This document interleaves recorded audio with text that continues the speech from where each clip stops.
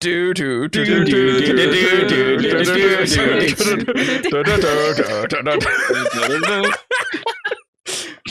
Welcome to Splintercast.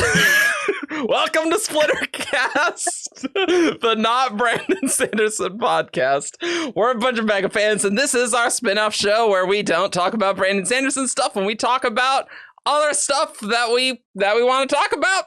And this episode, we are talking about season 1 of House of the Dragon. I am Eric, and joining me is David. I am Windrunners on the forum. Windrunner, not Windrunners. Just a singular me on the forum and Discord. Also joining us, we have Jess. Hello, I'm Lady Lameness. And lastly, we have Matt. Hey, I'm Comatose on the forums, and excited, there's more to the world than Brandon. Whoa, I know. Who'd have known? Who knew? There's life outside the Cosmere. Yeah, because none of us were on the Cradle one, right? So it's like, well, this is our first Splintercast that we're doing, right? So, and I'm Chaos on the forums, because it's like, will we have people who don't know Brandon Sanderson watching this? Who knows? What forums? 17shard.com if you want Brandon stuff. But we're going to talk about House of the Dragon. Let's talk about our spoiler level here. So we are going to talk like Game of Thrones spoilers for the show will be fine. For book spoilers with Fire and Blood and other Song of Ice and Fire, we are going to talk about that, but we're not going to talk about like stuff that's related to the future of House of the Dragon. So like we will compare and contrast, you know, Fire and Blood stuff for season 1 of House of the Dragon, but not like go into details of later stuff. We might have a section at the end where we talk about like season 2 stuff and talk about some Fire and Blood spoilers. So that's where we're gonna be. And so I thought we'd start off just saying, asking each of you, what's your familiarity with Game of Thrones and Song of Ice and Fire, and what did you generally think of House of the Dragon season 1? And we'll start with you, David, because you're first. Okay. All right. Well, I'm happy to start. I have watched Game of Thrones. I watched it back in high school. It was kind of one of the big things that got me back into reading like adult fantasy. Post Brandon, you know, I was really stuck in a Cosmere rut for a while, and I watched that show, and I need to read some other books. And so I got super into the book series. I've read all the main Song of Ice and Fire stuff and watched the show. And like many people, felt that season 8 did not quite live up to the promise of really anything. And so I have watched the news of prequel shows with a good bit of skepticism and maybe a touch of derision, and was not expecting to watch this at all. And I was like, you know what? It's not Dan and Dave. I will watch this. I'll watch episode 1 with an open mind. And I thought they crushed it. I really, really enjoyed it. And it's gotten me back into wanting to read the books again, which is a dangerous place to be. But I was really, really pleased with it. Awesome. Jess. So I've watched all of Game of Thrones, and I don't really know what Dave is talking about, because I think that season 8 promised to be really bad before it even began. And it delivered on that very well. And I think everyone got exactly what they were kind of expecting from that season. Ouch. But yeah, so I've watched all the show. It took me 2 goes to get into it, because the first time I thought it was going to be gorier than it actually ended up being. But I really enjoyed most of the show. I've read the first Song of Ice and Fire book, and I've read half of the second one. I do want to reread them again. I am hesitant to start when it's not finished. Like, if I want to read abandoned works, not that Martin's like abandoning it, but if I want to do that, I'll just go read fan fiction. It's shorter. And I'm halfway through the Dance of Dragons section of Fire and Blood, which I started after watching the show because, like David, I was kind of skeptical on how good this was going to be, and also was very blown away by it and really, really enjoyed it. It is one of my new favorite things that I've become obsessed with since it came out. So yeah, I've really enjoyed it and definitely recommend that people go watch it and choose and support their favorite war criminal. Matt.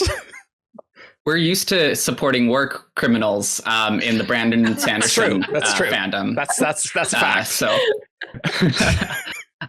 Yeah. It's on so brand. I started reading the Song of Ice and Fire series back when I was in high school in the aughts, and then I watched the show and really liked it for a while, and then I didn't. I've read the Hedge Knight graphic novels. Oh boy. And some of the short stories about the Duncan Egg saga and some other things. And then I've read all of Fire and Blood all a long time ago. So Fire and Blood, for example, there are some things in the show that still surprise me because I forgot them. But it was kind of nice because I had this kind of background knowledge that I always knew what was going on without relying on Wikipedia too much, and was able to like impress the people I was watching with by following it. But at the same time, I was still like, oh, I didn't know that was going to happen. So it was good. And what did you think of the show? What did I think? It restored my faith in the franchise to some extent. I'm still a little... because the first season of Game of Thrones was very good. And both of these are like setup season ones. I'm kind of withholding judgment a little bit until I see subsequent seasons, just because I've been down this road before and I, don't want to be hurt again. I think it helps that this one is completely written. So unlike with Game of Thrones, they're not going to like run out of material and have to start making. Well, and depending how far they go, like Fire and Blood, this isn't really a spoiler, I don't think. Fire and Blood only goes up to a certain generation. Like it doesn't go all the way up to where Game of Thrones picks up. Sure. So there's more material in between there, like the Duncan Egg novels and other things. Like if this is big, they could just like House of the Dragon for generations. I have heard them say that there's the possibility that if this does well, they will maybe not continuously, but potentially would jump to other eras of Targaryen kings and do stories set in those times. Although once you lose the dragons, there is a touch less drama. That's one of the things I'm interested in. True.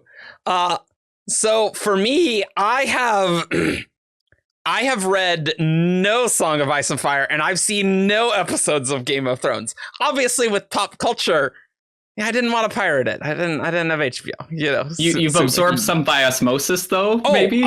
Tons by osmosis, tons. And so by the time season 8 came out, Jess and I were dating, and so she.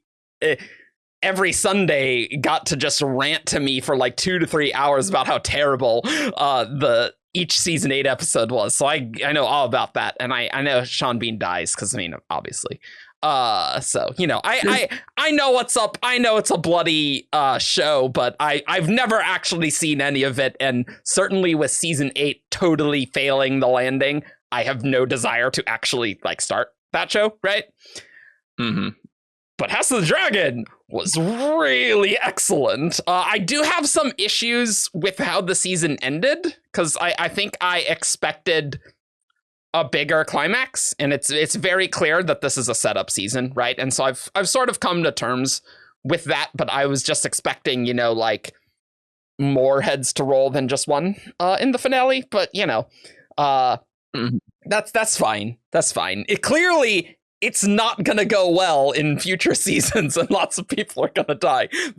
And I guess I just expected it would happen a bit sooner. But I will just say, what an incredible, just scene by scene, it was a fantastic show. Just maybe enjoyable is not the right word because it's very stressful, honestly, but it's super compelling, and there's drama in every scene.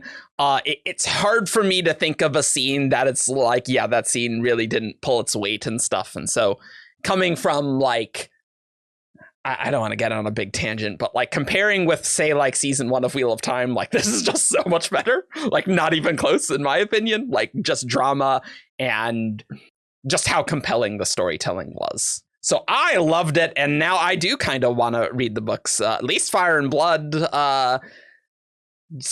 of Winter is 75% done, so we'll probably see it eventually, maybe. So maybe I'll go read the main books, maybe. You sweet summer child. I know. Well, I mean, it's for the same reason that it's like, oh, I have book 2 of King Killer just on my shelf and I never finished it. I'm like, I'm good. I'll wait till the third one. But I mean, that would imply that Brandon stops writing so many books and I actually have time to read other things. So that's the tricky thing. No, with the secret projects coming out next year, I'm kind of like, I'm not going to read anything else. Like, yeah. But wow, I'm just blown away. Do we have a favorite episode or favorite moment of season 1? It's got to be Viserys coming to Rhaenyra in episode 8. Like I was like jumping up from my couch. Like it was a great moment. I'm kind of glad that someone else said that, because now I can actually like think of other good moments of the show and not like just default to that one. Yeah, I just had to throw it out there. Yeah. I'm gonna say 2.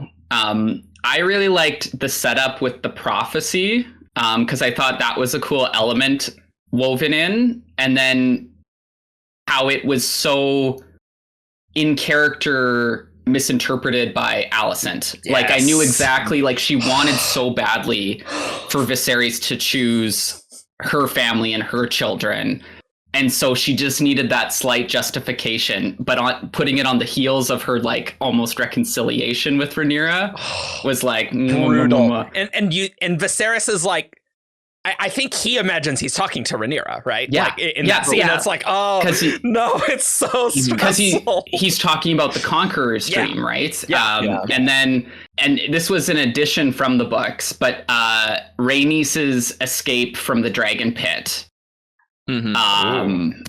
was so I was like, oh, this is new. And then I was watching and I was like, she's got to escape on a dragon. Like they're in the dragon pit. Like she's got to escape on a dragon. And I was like, are they going to do it? Are they going to do it? And then the dragon comes out and I was just like, yes.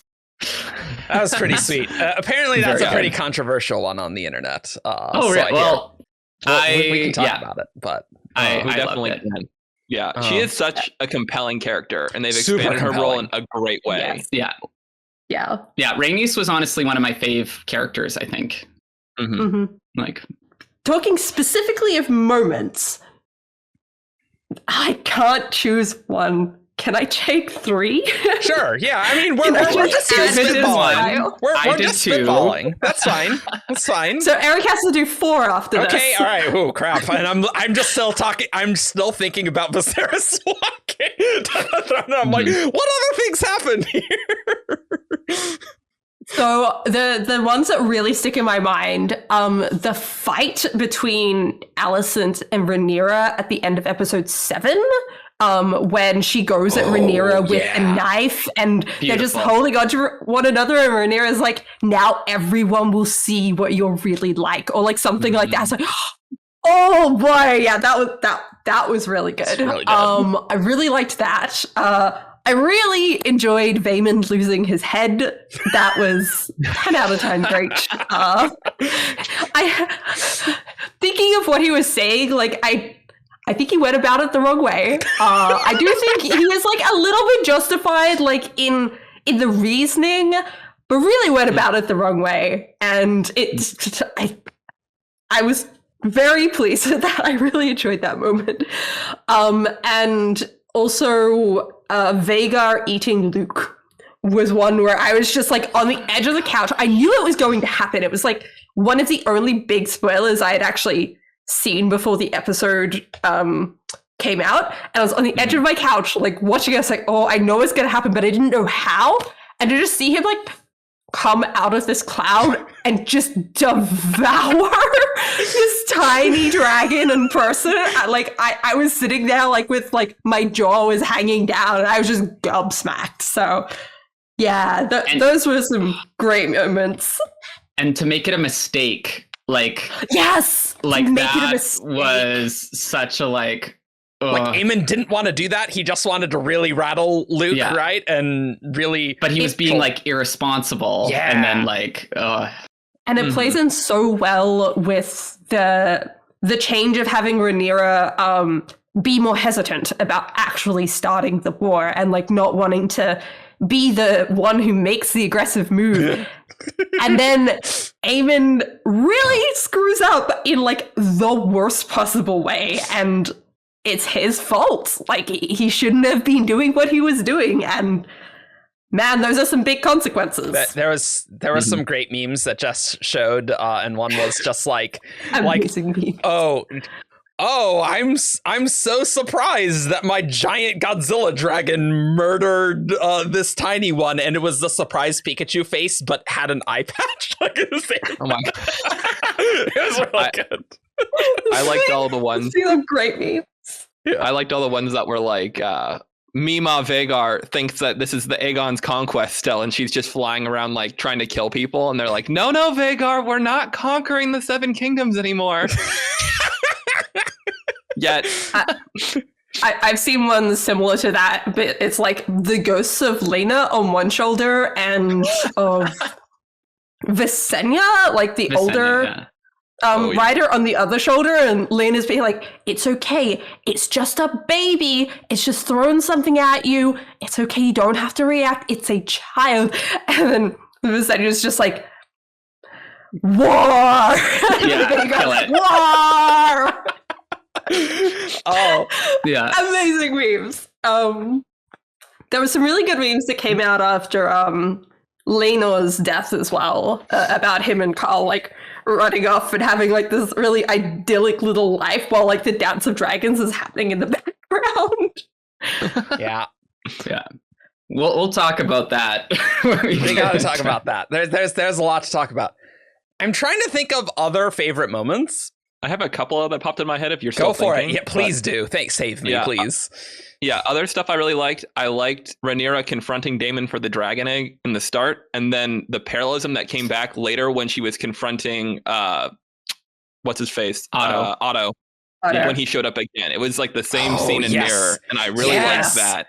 At Dragonstone with that was I got the parallels. It was really nice. And what I loved about that initial scene with her and Daemon is it's kind of like setting up the idea of a civil war between Targaryens and how devastating that would be, but it's not the factions that end up forming, because it's not Rhaenyra. Like, the first episode is pitting Rhaenyra against Daemon, and then but it ends up being Rhaenyra versus Alicent, which it's so fun. Like, Daemon's gonna be an agent of chaos the entire show, and he totally is, and him murdering Vaemond in episode 8 was just completely deserved, and Daemon would do it, right? And that was the order that Viserys said. It's like, hey, we'll cut out his tongue. Well, okay, he can keep his tongue. He missed a little bit, but he got close. Someone mentioned online, and I don't know anything about sword fighting or anything like that, but to get the velocity that he would have needed to like slice through his head like that, he would have had to do like the full like swing around, which meant people just like stood there and watched him do the whole thing and didn't try and like interfere. To be fair, get a little pedantic. Valyrian steel is lighter and sharper than anything. Like it's light for its size, and like I think. Oh no, I know it's sharper. It might not be lighter. I think it is lighter with the lore. I think it is. It's hard to know with shard blades, but I think it's not made super clear. But that is the other House Targaryen sword. That is Dark Sister, the one that is not the blade that Aegon is waving around like it's Viserys uses it like it's a scepter. He keeps banging the end on the ground. Yeah. And like, you're lucky it's Valyrian steel. Because his is black fire, right? It's black fire and Dark Sister. Oh, okay.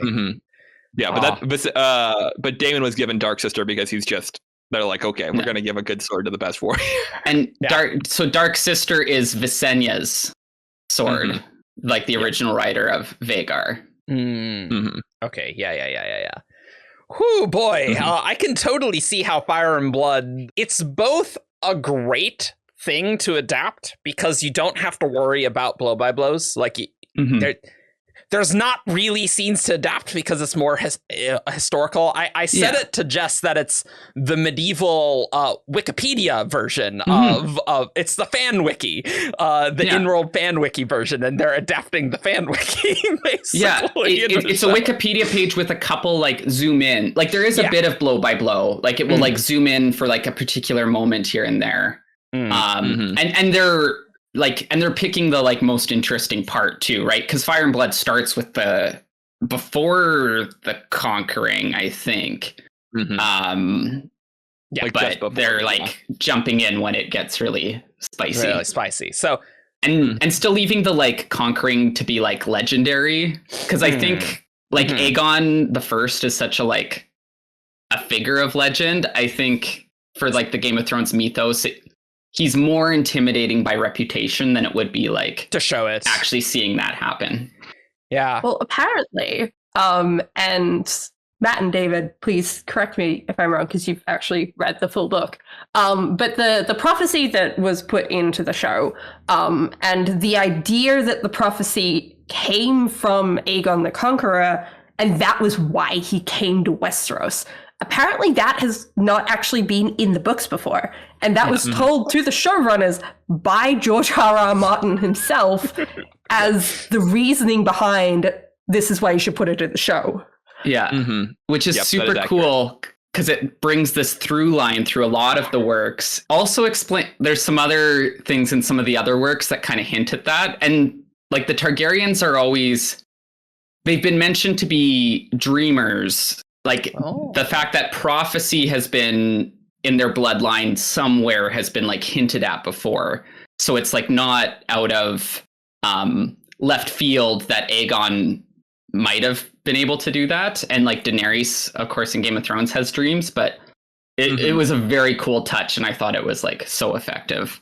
Yeah. Well, the only reason the Targaryens exist to begin with is because one of Aegon's ancestors had a dream about the doom of Valyria and told the Targaryens they needed to leave. And so that's why they exist. That's why they're the only dragon lords to, Yeah. But I liked it. I think it explains some cool stuff later on in like A Song of Ice and Fire, where it seems like Rhaegar Targaryen has like a prophecy that he is kind of operating off of. And that's never like explained where that came from or anything. And so I could definitely see that tying back. I'm going to go on a conspiracy theory really quick. Okay. I kind of questioned why for Game of Thrones season 8, we all know this prophecy was not really that relevant or interesting. We had Arya kill the Night King, just, quick dagger move, stab, it's over. That was easy. I thought that was and she's not the prince that was promised. She's not the prince that was promised. As much as I like her, I didn't think that's where her story was heading. I didn't think that was, it didn't have to be Jon Snow does the hero thing, but like that was not what I was hoping for. And so I am fascinated by the fact that they chose to make a through line one of the aspects of the show that I hate the most to like remind. It's like every time it comes up, it reminds me of my dissatisfactions with the original show. So I do struggle with it a little bit, but it's not the prophecy's fault though. It's not the fault. It's not the prophecy's fault. That's true. But here's my conspiracy is there's rumblings of a Jon Snow show they want to make. And I think that they are aware that they damage their brand incredibly and would like to make some changes to how and what happens with Jon Snow and potentially do a little fixing in a Jon Snow show where this could possibly still be relevant. So that's my conspiracy theory. And I also think I was reading some article. This was like several weeks ago or like earlier in the show that it's like, well, House of the Dragon isn't like in the exact same timeline as Game of Thrones, the show. So we can still like foreshadow like a good ending. And I guess it'll be in the books or something. And like maybe like the show continuity will get that in the Jon Snow thing.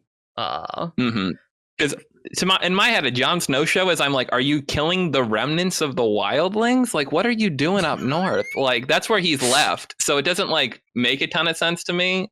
I do think at least the creators say that this is supposed to be, this is the same continuity. This is the canonical version of what happened historically in the same world as the TV show Game of Thrones. Oh, okay. But okay.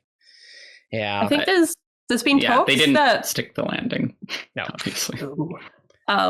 like I've seen things online that something about how the oops.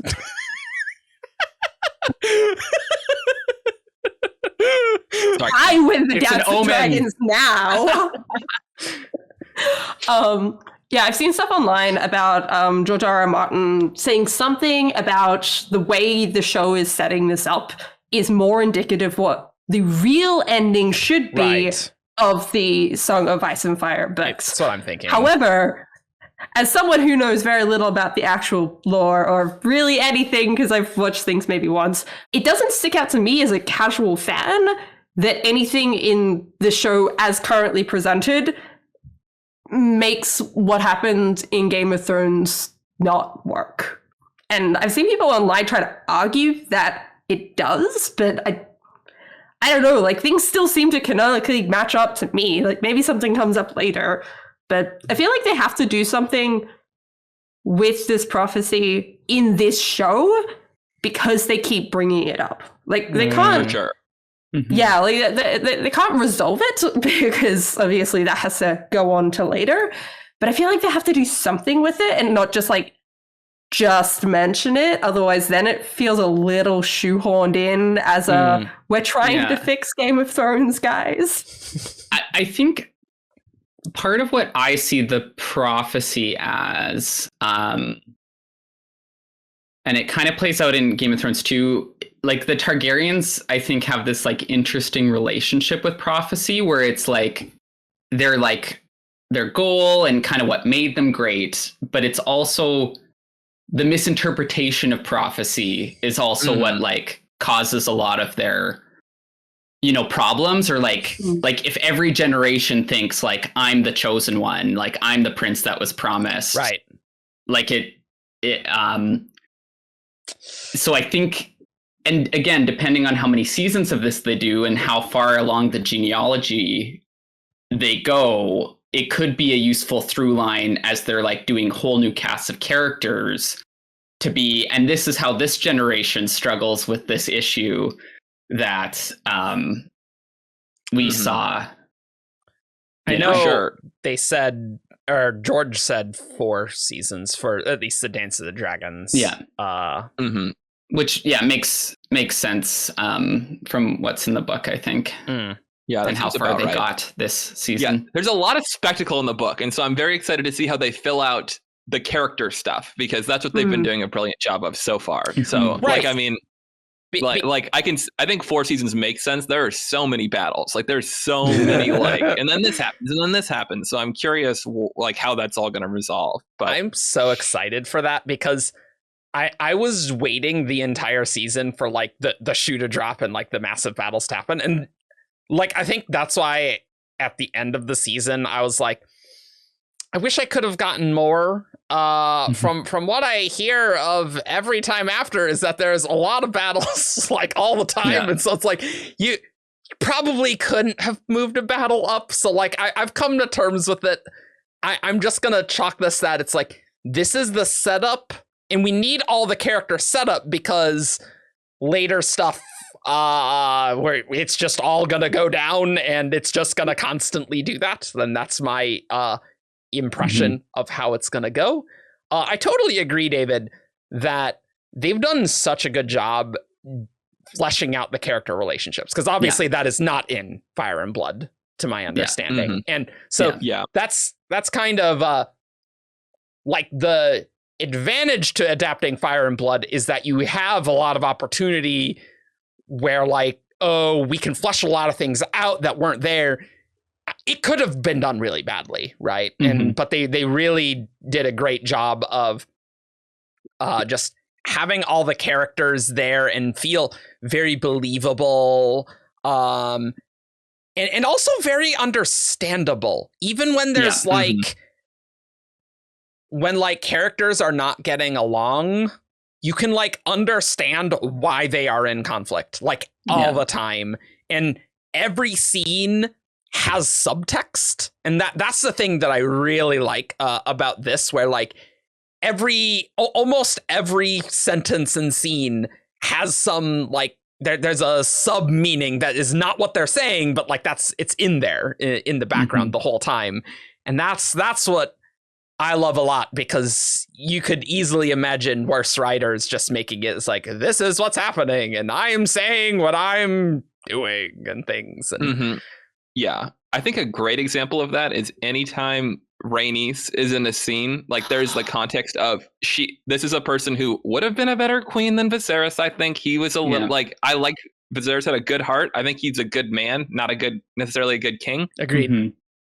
She is always like, you know, all her interactions with Rhaenyra about her eventual ascension to power, if they'll let her actually do it. All the times, especially I thought episode 10, where she shows up and it's kind of an open question whether or not she will support Rhaenyra.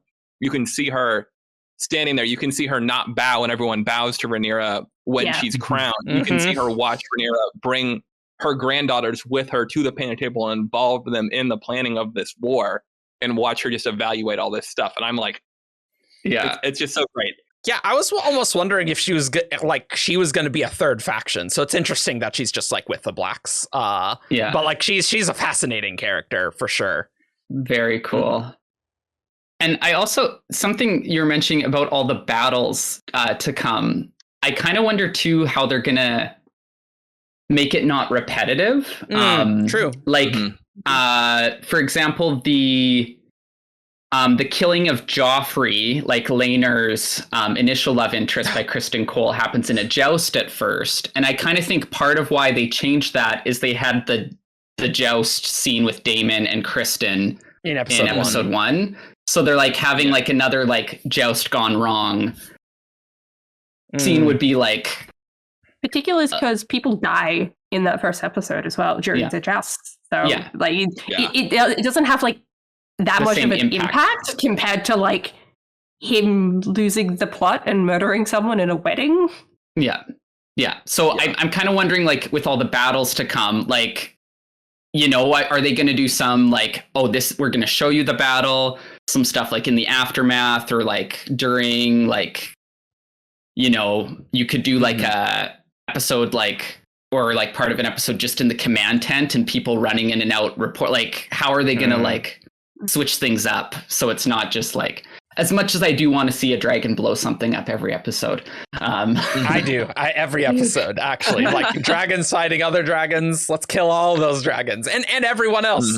Let's just look. They did say when the dragons go to war, everything turns to ash, and it's like, you know what? I do actually want to see that. I want to see how bad it gets. You know, There's a scene, I won't say which it is because this is like a longer spoiler, but that happens in the show, and I was watching it and I'm like, every single character in this scene is dead at the end of this. Like they're all, they're all there, and I'm just like, and many of them at each other's hands. Like, excellent.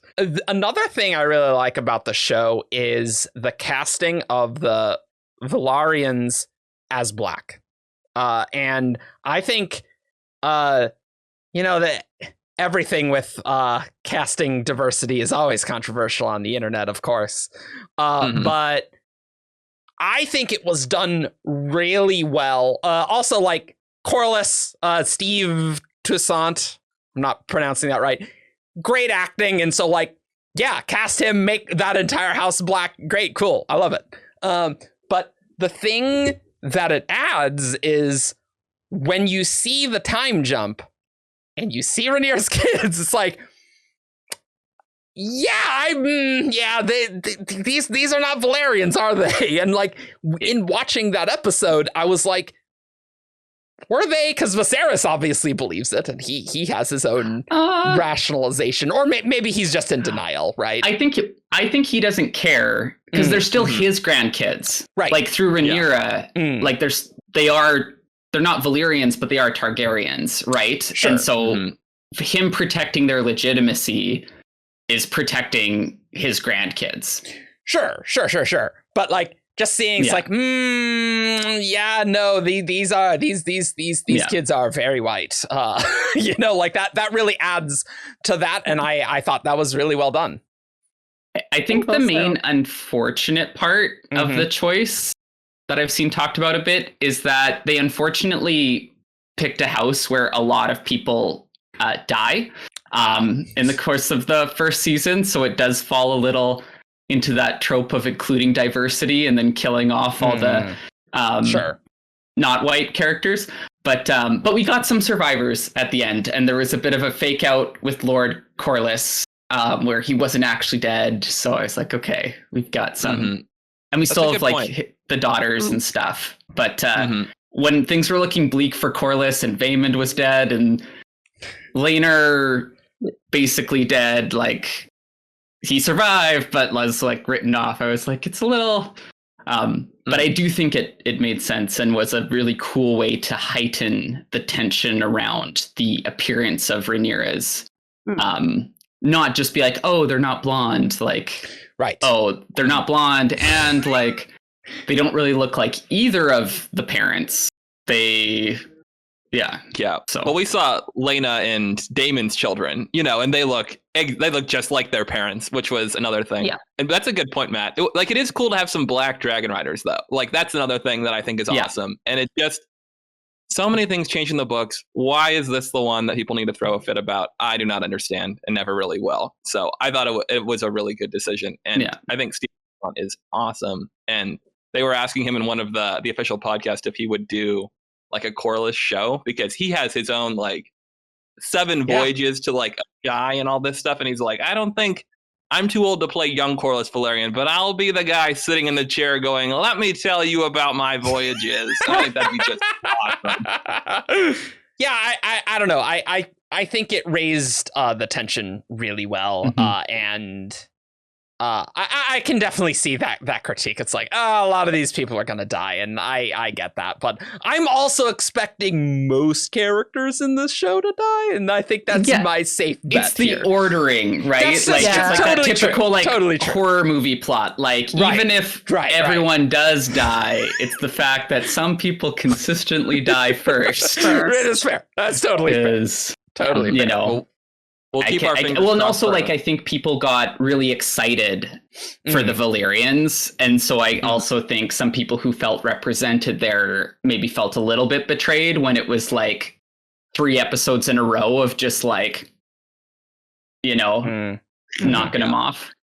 Yeah, I know when we'll keep our Valyrians like turned up in the show, I didn't recognize the name, so I was like, I feel like this house doesn't last through to Game of Thrones, because I don't think they're in Game of Thrones. They're mentioned in the books, they're mentioned, and I think maybe in the show too, but they're mentioned like one-offs as one of Stannis's, because Stannis in the original series is Lord of Dragonstone, like he inherits Dragonstone, so they're one of his bannermen. So when he's listing like his supporters in the struggle between the brothers, clearly it doesn't go well for them, though. Well, but yeah, no, they're definitely not like one of the most powerful houses in Westeros by the time Game of Thrones happens. Well, when you look at them, like the Targaryens are not people that people like anymore in Game of Thrones. So one of their strongest historical ally houses has also fallen on some hard times, I think is part of it. Yeah. And this is a minor book spoiler, but I'm going to say it anyway because it is funny. There is like what is his name? I think it's something Orain Waters. He's in book 4. And he's the bastard Driftmark. Yeah, is his name essentially. And Cersei just thinks he's cute because he's Valyrian and makes him Lord Admiral of the ships. And she builds him a fleet and he goes, all right, Cersei. And then he just becomes Pirate Lord of the Stepstones, people think. Like he steals all the boats and just leaves. And that's Cersei's decision that she made. Yeah. Hilarious. But it is fun because he's kind of like, Valyrian has this long history of like dominating the Lord of Ships position. Right. And so Hilarious. It's kind of like going back. Yeah, that's nice to see those connections. So one thing that I really noticed with this show, particularly in comparison to Game of Thrones, itself, is this show has so many characters that legitimately love each other and like actively care about each other and kind of show it in their own ways. And I really, really liked that because like I'm generally a character reader. I like reading about characters and relationships and not knocking over my book again. And it was just something that just jumped out to me so much compared to Game of Thrones, where like the bad guys don't really get to love other people. And if they do, it's seen as like this bad thing. Like the only like big relationship that jumps out that like is sort of positive in Game of Thrones between bad guys to me is like Cersei and Jaime. And it's always painted as like, but this is terrible because they're twins, because they're siblings. And like, whereas this show, it's just like, you know what? Incest everywhere, incest for you, and incest for you, and incest for everybody. And it's just like that's kind of like taken away as like the bad thing. So it's just really interesting to see how I think it deepened relationships. And like the ones that really jump out is like Viserys and Daemon are fascinating to like think about together and like how they interact with each other. But even then, like Rhaenyra and Daemon are really interesting because I think they genuinely care about each other as well. I think Daemon like genuinely loved Laena as well and genuinely loves his children. And like I was really kind of like shocked, but like interested shocked, like when we had the time jump and we see him with like Laena pregnant and the twins, and he's just like sitting there like reading with Baela. And I'm like, wow, wasn't expecting Daemon to be like a good dad, but okay, I'm into this. And like Alicent and Rhaenyra as well, like despite everything that's happening, like the episode 10 like really showed that like the thing with the book page, and like it really jumped back to episode 1 where they did love each other as friends, and they had like a really strong bond and friendship.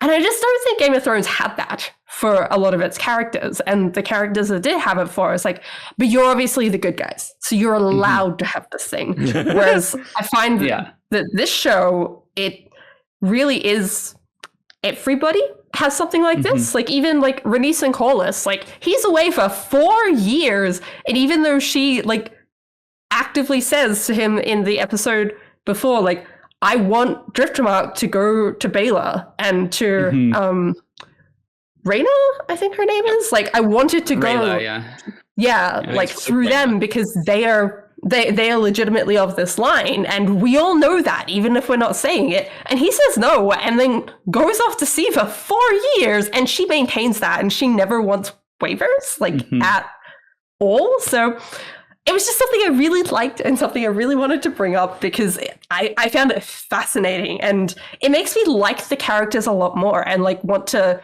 engage with them a lot more and learn about them a lot more. I agree, Jess, and I think that it makes the deaths more impactful because you see how that's gonna, the repercussions that are gonna happen when someone like Viserys dies, or or Laena, like you can see how it echoes out. And even in Game of Thrones, like the characters that love each other, the Starks, were basically not on screen together until the very end.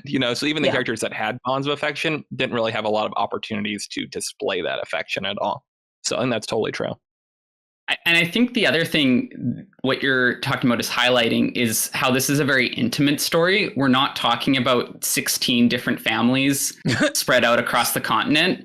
We're talking about one family. Right. With like a couple branches and like, but like it's a more intimate, contained story. And I think the episode that highlighted that the most was the funeral episode for Laena, when it's like, oh, we can have like our entire cast in the same room, which never could have happened in Game of Thrones, really. Yeah, I like the intimacy and the kind of smaller scale, and that we're just focusing on this like one extended family and the interrelationships. It's really cool. And the thing I like is that like who is good and who is bad is like really like it's very gray. Like obviously Aegon II. He doesn't seem like a good guy, but like I mean, he's obviously not a good guy, but I really liked his characterization in episode 9, where he's like hiding, he doesn't want to be king, and then you see his coronation and you see it in his face as like the adoring crowd, and he's like, yeah, I'm into that, you know, and it's like no dialogue, and you can see it in his face. What great acting there. But like I like that he has, like, he never wanted to be king his entire life. He just wanted to be awful. An asshole. Yeah, and be an asshole. Yeah, right. And he didn't want that responsibility. But so like even him, and I mean, Daemon's not a good person either, but like Daemon's a super complex character, right? And I know that him choking Rhaenyra at the end is also a very spicy topic as well. But like Daemon's not a good guy in this, but he's a very complex character, and so like he can show love and affection, but he can also be horrible as well, and that's the really interesting thing about House of Dragon, where like you can sort of see everyone's perspective. Yeah. And I think Aemon II is a really good example of that, because he's the closest to, I'd say, like a Joffrey, where like Joffrey in Game of Thrones is like universally hated, right? Like there is like no, but Aemon, he follows a lot of the same archetypes. Like his father doesn't pay attention to him, but he like spoiled, blah, blah, blah, and he's awful to people, but he knows he's awful. Like that, like Joffrey thinks he's the greatest, but Aemon is like, yeah, no, like I'm a big piece of trash, but I just want to do my thing and get drunk. And then it's not until, like you said, he's in front of the adoring fans that he's like, oh, maybe. Oh, you mean Aegon, not Oh, Aemond. you mean Aegon, not Aemond. Did I say Aemond? Yeah. Targaryen names. Aegon. It's like, oh, this is a really interesting take. I hadn't heard that one. We do need to talk about Aemond, though. But yeah. Yeah, we do need to talk about Aemond. But yeah, no. Yeah, no, you're totally right. Aegon. Yeah. And I don't know his name, but the actor that plays Aegon had some really interesting introspection on Aegon as a character, because the comparison with Joffrey was brought up, and he was talking more about how Aegon is more aware of his surroundings and is more aware of his place in society, whereas Joffrey is just like, is like the egotistical maniac that just thinks he is the best person in the world. And like Joffrey was always a terrifying, interesting character, but honestly I find Aegon more interesting because he is more aware of what's going on, and like you can really see how like his upbringing has had so much of an impact on who he is. And that's the cool thing. Like I compare this show a lot to The Crown in my head, but the cool thing I think about the time jumps, which you know, maybe we can segue in. Is that with the characters, you're seeing that intergenerational kind of like evolution. And it's like, oh, like how does the Aemond that we see when he's first introduced as this like kind of more like sensitive kid who's getting bullied because he doesn't have a dragon. That's right. Turn into like this like, you know, fierce warrior dragon rider guy. And so like that. But then he still has this complex, you know, like Rhaenyra's kids, the pig is served at the dinner and they start laughing, and like the bad blood in this family goes back so far. Yeah, you're totally right. And I really think that Aemond is an interesting character that they have made way more sympathetic, and it's kind of indicative of a lot of things they're doing that are different in the book, where I do think Alicent's faction in the book is much less sympathetic, and they have really made it more of a giving you more characters to root for. And I think that Aemond is one of those where he's really kind of a mustache twirling like Daemon Jr. in the book. Like he's not that interesting, and all the things that they do with him, where he is, you know, he is kind of probably more equipped to be king than Aegon. Like he is doing his things. He's much more dutiful to Helena, and he's saying it's your duty. She's supposed to be your wife. You should treat her with respect. And he's got his own stuff going on. He's way more complicated. I did not think he was going to get the sapphire eye, though. I was like, that's a detail they're going to cut from the book. And they gave him that gemstone in the eye, which I thought was wild. I was almost wondering in episode 9 if Aemond was going to be crowned king, because like that it was a little confusing what was going on, because there was a lot going on in episode 9 with hunting for Aegon and stuff. And Aemond, I don't know, it seemed like he might have made a play for the throne almost, but he seems to want to be king. Yeah. But yeah, like I kind of had the same thought that like, is he going to do something to jeopardize Aegon in this instance so he gets the crown? But he doesn't. And I'm like, what's going on with you? What are your motives?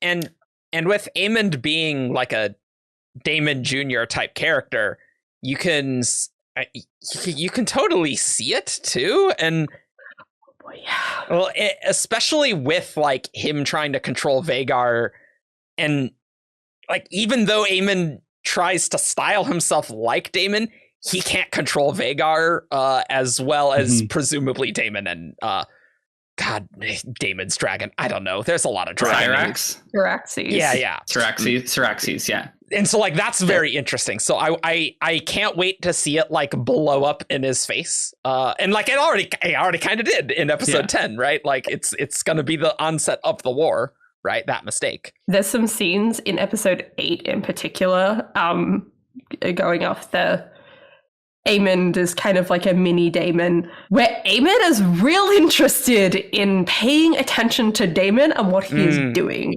The first being the cutting off of Vaemon's head. Aemond is very interested in that scene, and like they go to lengths to show the reactions of the three of Alicent's 3 kids that are there, and Aemond's just like, I'm watching all of this with interest.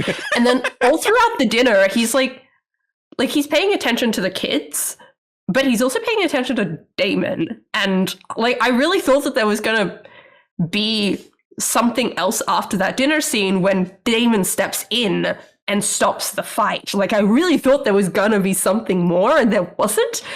But yeah, he's very interested in emulating his uncle. We were talking about memes earlier. There is a great meme where when Kristen Cole and Aemond are looking for Aegon in King's Landing, and they've got I think Aemond is in a hood, and they've got Kristen Cole in this brown suit and a cap, and it's looks just like when Daemon and Rhaenyra were in King's Landing. And it's like both of them dressing up as the person they're obsessed with. I've seen that. and both of them going to like brothels. Like it's very Yeah. There's a lot of parallels in this show that are quite interesting. Makes me want to rewatch the parallel whole thing, you know? Yeah. The parallel that occurred to me, talking about the Daemon and Aemond, like how they're kind of mirrors. It's interesting that Aemond has Visenya's dragon and Daemon has Visenya's sword.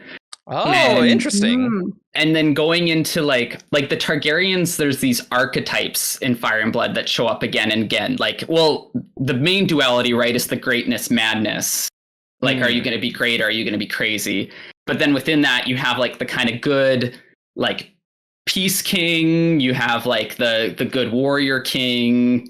And then you have like the cruel warrior or like the vicious. And then like, or the ineffectual cruelty. So it's like, you're not a good warrior and you're also like just mean and blah, blah, blah. Trying to figure out, what side of the coin all these different characters are gonna fall on, and the archetypes they're going through is, it's really interesting. Another, parallel that I don't know if this was intentional, but I've seen a lot of people talking about it online, is in episode 10, like Aemond loses control of his dragon and is not able to stop Vhagar from doing what Vhagar wants to do. And the way that Aemond and Luke, to an extent as well, like interact with their dragons is very different to how like the older cast members interact with their dragons. Yeah. And then there's also the scene of Daemon going to Vemethor and like Vermithon, I think. I thought it was. yeah, like be like Vermithon. really gentle and like singing to the dragon and Valyrian and like really being very respectful. And I've seen people online talking about the differences between that scene versus Luke and Aemond at the end, and maybe like part of the reason that they don't have control of their dragons is that they're not treating their dragons with the respect they deserve. Well, and it's also a cultural thing. Like, I think this show has a lot of cool reminders that the Targaryens are not like ethnically Westerosi, like they're foreigners. And you see it like in the wedding scene with Rhaenyra and Daemon and some other places. Right. True.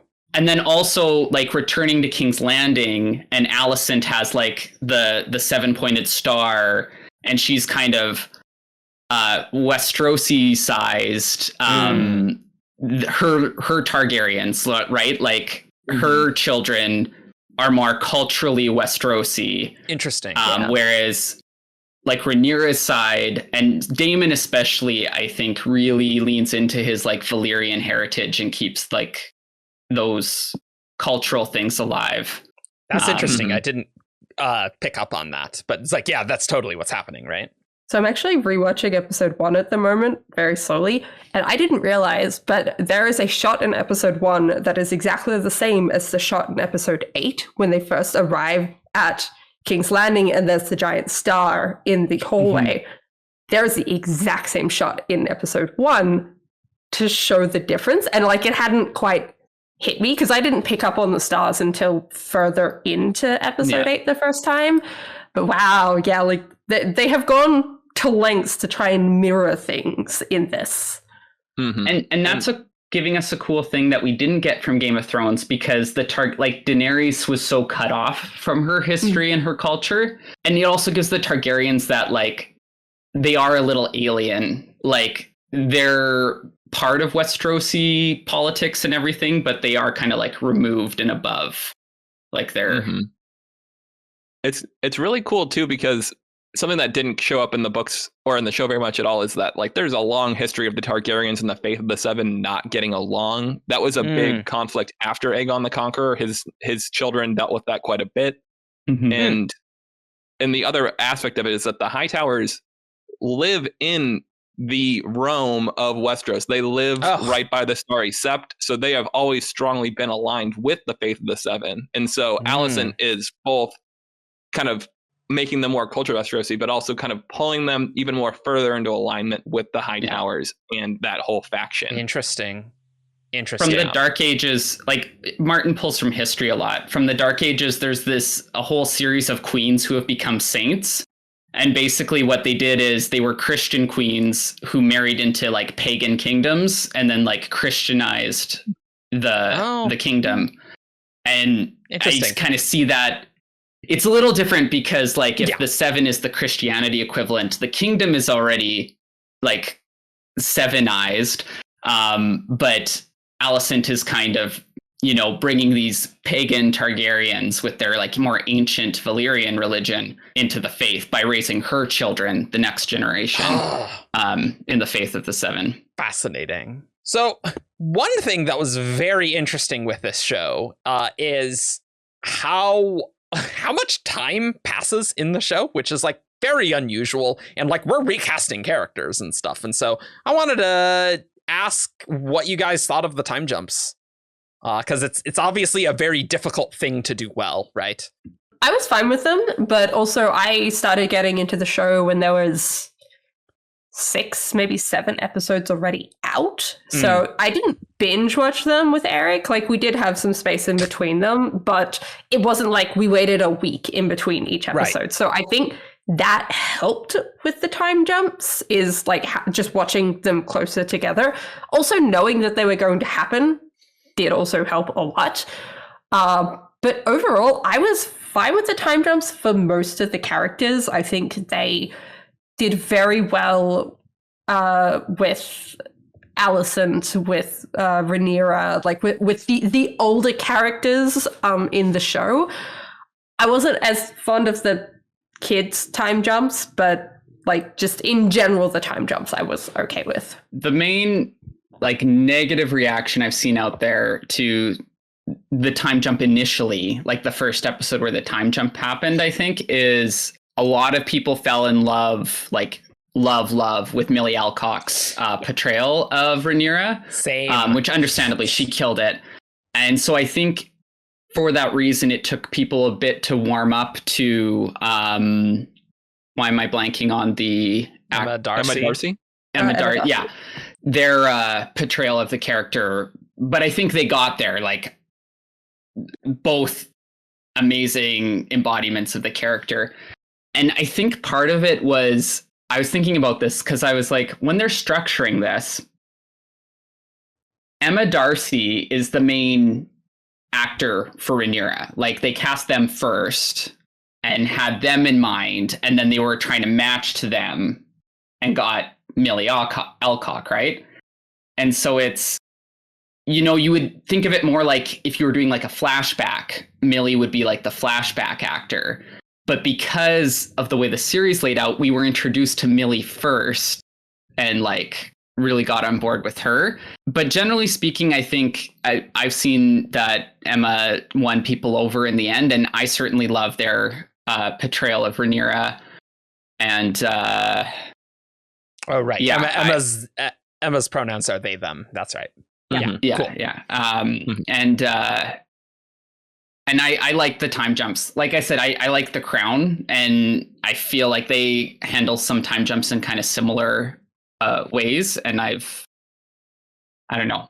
I like that it allows you to discuss kind of long-term consequences more. You know, everything's not like so immediate. It's like, oh, this thing that happened isn't like gonna turn into a war overnight, but you know, it's gonna come back to bite us eventually, and being able to play into that is cool.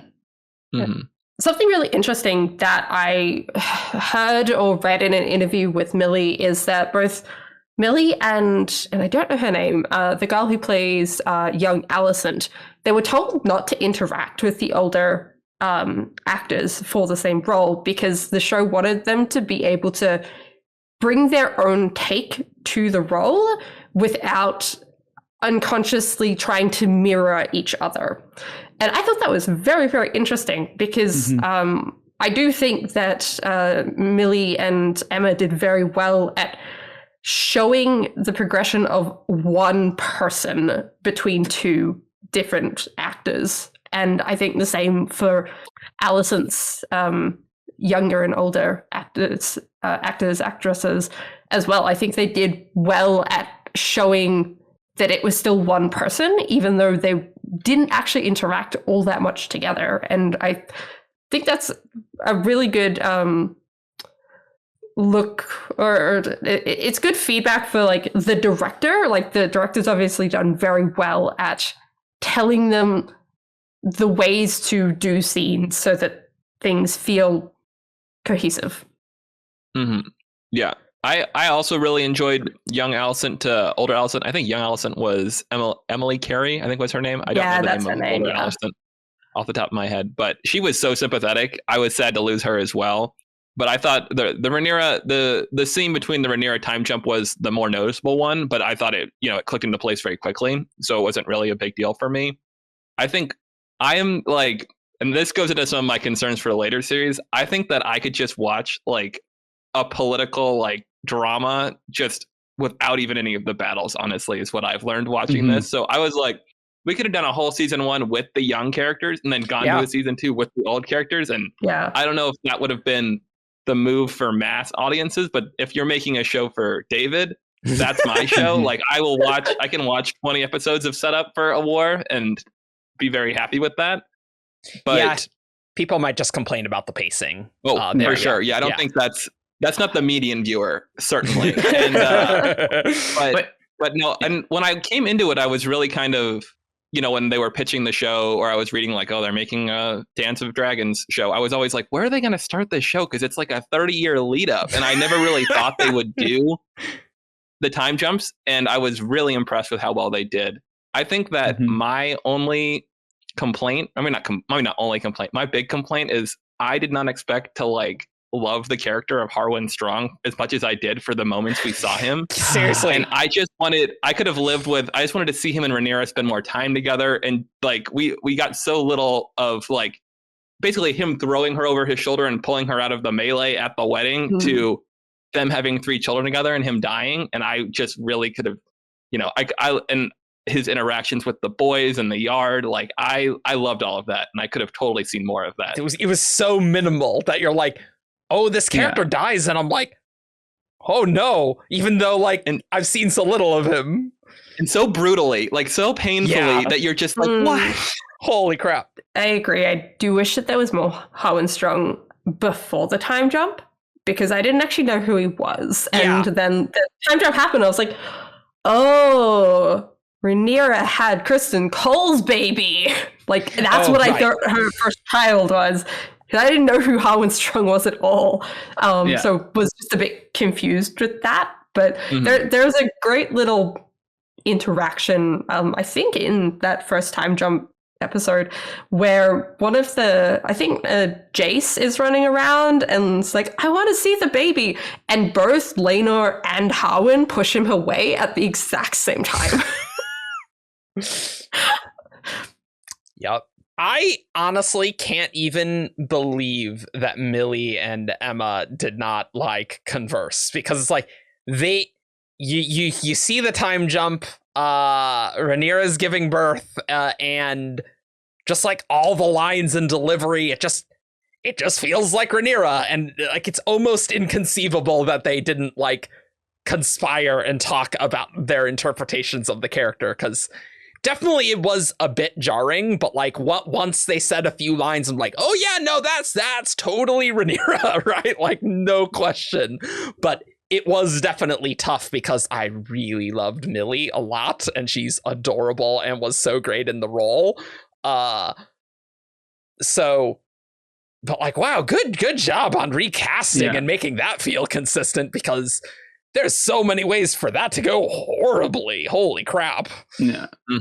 And I know that. Oh, go ahead. From the interview that they did with one of them with, I think it was Ryan Condal in the official podcast, he was saying they had a lot more like tics that they were going to make the characters sort of carry over, like, you know, like they like behaviors or mannerisms that they were going to do. And they ended up deciding not to do most of them because they were like, oh, we just don't want it to feel too artificial. And I think the only one that ever they said that we're going to carry through is that Alicent with the biting her nails will continue. But other than that, does she like keep doing that? Yeah, she at least, I don't know about if you've seen it with the older one, but the younger one, she like. Oh, the younger one, definitely. Yeah, I just didn't pick up on the older one doing it. Interesting. I don't know if she has yet, but at least he says that's the plan, is that will be a commonality.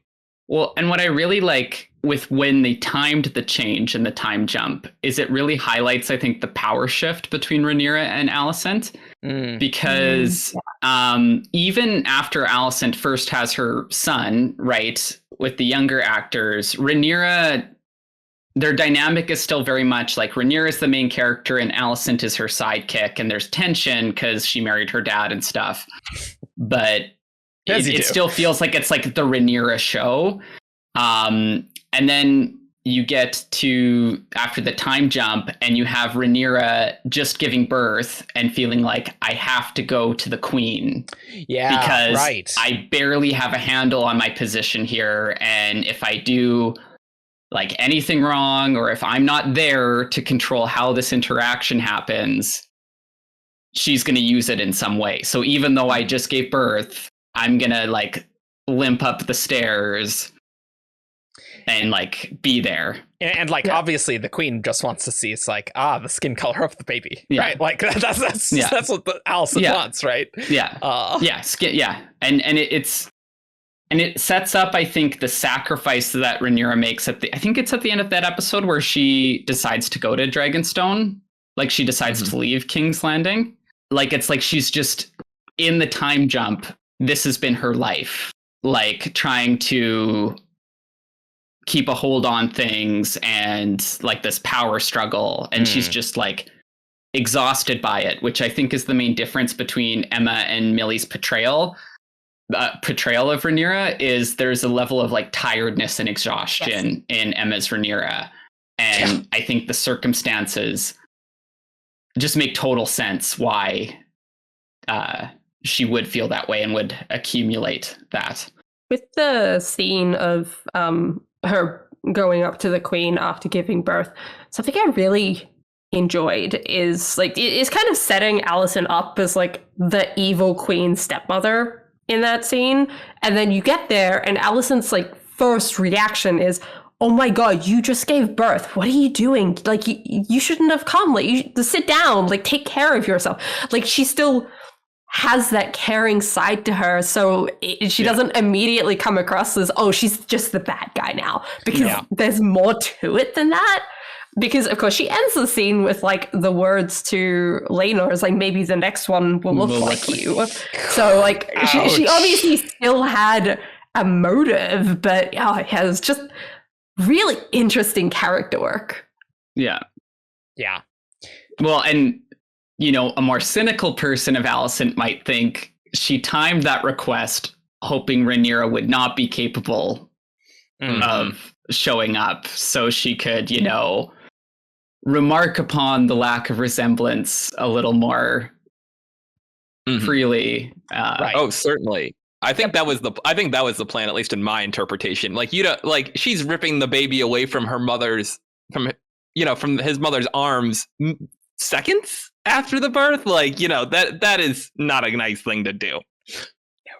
No. But like, there is that caring side, and it's just like you can like feel the weight of the strain on that. Like ever since that whole scene where pre-time jump where Kristen admits that like, oh, I'm the one who did this, and just how that all went down was just so stressful, because of course Kristen would he's the worst.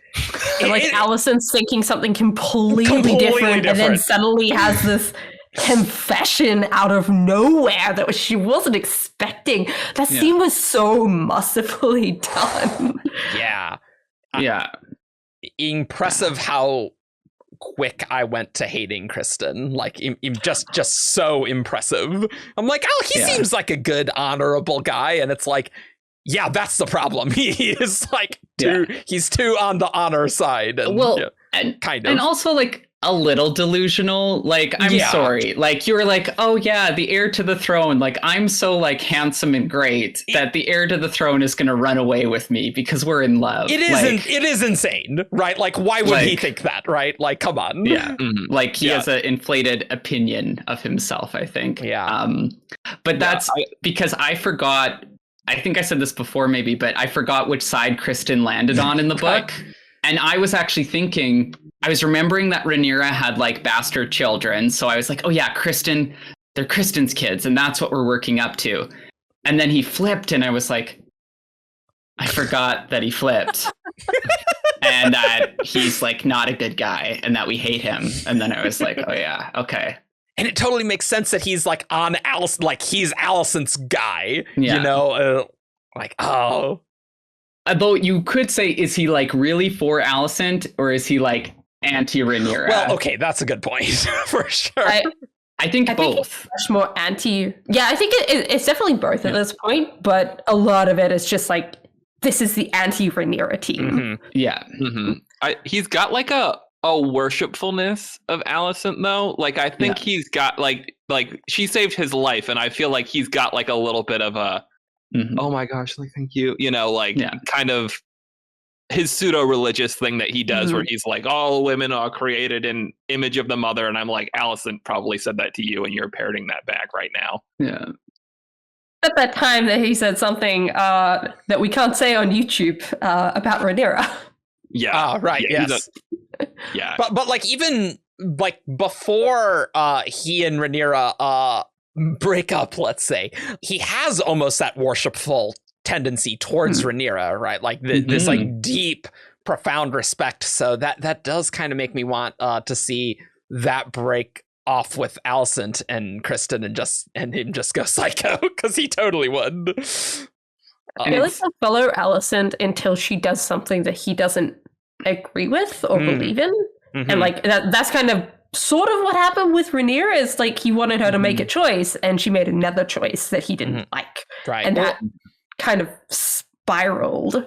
Yeah, I think what it is it's this, he's repeating his mistake and putting someone on a pedestal. And what happened with Rhaenyra is as soon as she didn't live up to his image of her, it fell apart. And so, I think though that Alicent is a little more adept and comfortable being on a pedestal. Maybe not comfortable inwardly, but like I think she knows how to like use that. Whereas I think Rhaenyra was like at the stage when Millie was playing her, like, I'm going to be myself and I'm going to do what I want no matter what. And, you know.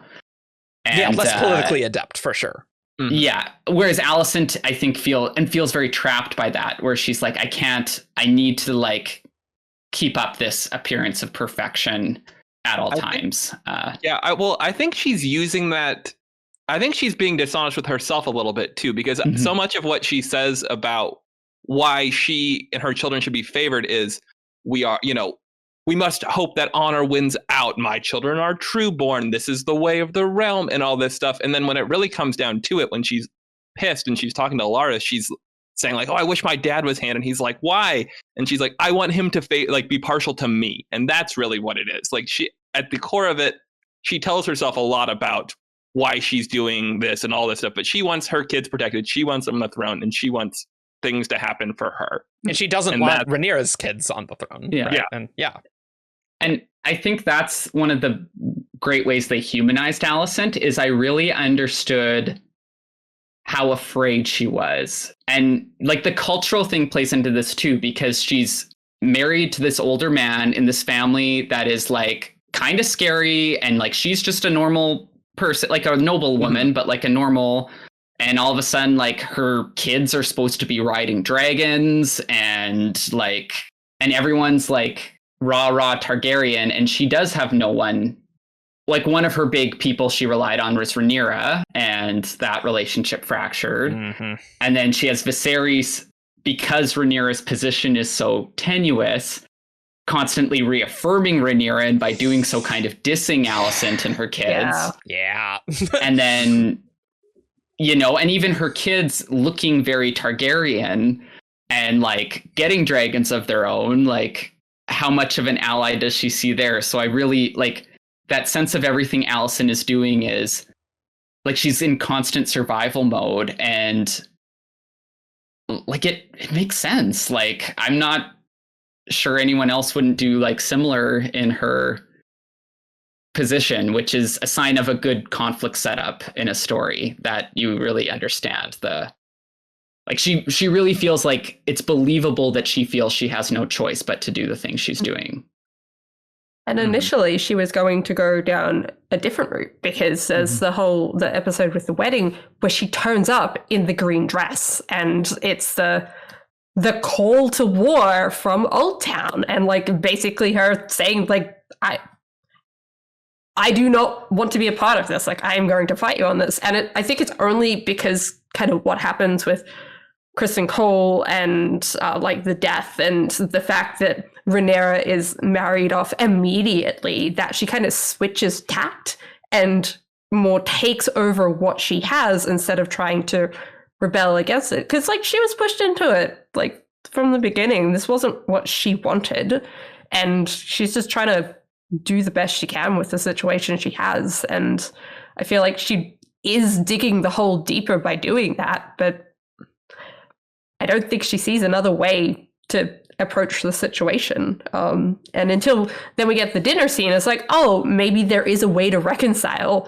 But there's such an interesting split during that scene where all of the adults are like, oh, maybe we can put this all behind us. And all the kids are like, no, no, we're gonna kill each other now. That is one of the best parts, because you see the kids like just be kids early on, you know, like they're not in a faction. Aegon is with Rhaenyra's sons. They're playing a prank on his brother, like all this stuff. And when the adults realize they need to pull back, they have unleashed these forces they can't control. They've put it into the next generation, and it's too late for everyone to go like, actually, maybe we were being unwise. because they're going to keep this fight going without them pushing on it. Yeah. And that's the masterful part of the time jump, how they pulled it off, I think, is it does show that like intergenerational conflict, and that because like in the middle episodes, you see it's not drawn on the lines. It's like, oh, we're all picking on Aemond, and Aegon and Jace are like, like it's just kids. Like they've picked someone to pick on, and it's not based on whose family is who. Yeah. And then you have like Kristen Cole and Harwin Strong in the training yard, like kind of like saying like, no, like your enemies kind of thing. And then the time jump forward and showing, and now these boys have gone through, 10 years of what we saw in that episode. So of course you can't. And they have their own resentments now with each other based on that they were encouraged to have because of their parents. So even if their parents say, oh yeah, we're friends now, they're like, yeah, but I'm still mad at him for that thing he did at your bidding. But it's so speaking of the kids, this is actually one of the criticisms that I have of the show, that for what they were going for at the end of the season with Luke, I don't actually think that they built up the children quite enough to make it really impactful. I think they built Aegon and Aemond up a lot, and I think that was good. But I don't think we got that as much for Rhaenyra's kids. Like Jace, like maybe a little bit, but like if someone asked me to like describe like Jace, I'd be like, I don't know, he's the oldest, I guess. He was learning Valyrian. Like, I don't know anything about who he is. And Luke is even worse. Like, I know nothing about who Luke is, except that, like, he seems to be, like, a soft-hearted person. And that's not enough for me to care that he died. Like, what's the third I just son's wish name there was again? more. Joffrey. Yeah, the third one's Joffrey. Yeah. I agree with you totally, Jess. Like, Rhaenyra's sons, what's relevant about them is they don't look like their mom and they don't look like their dad.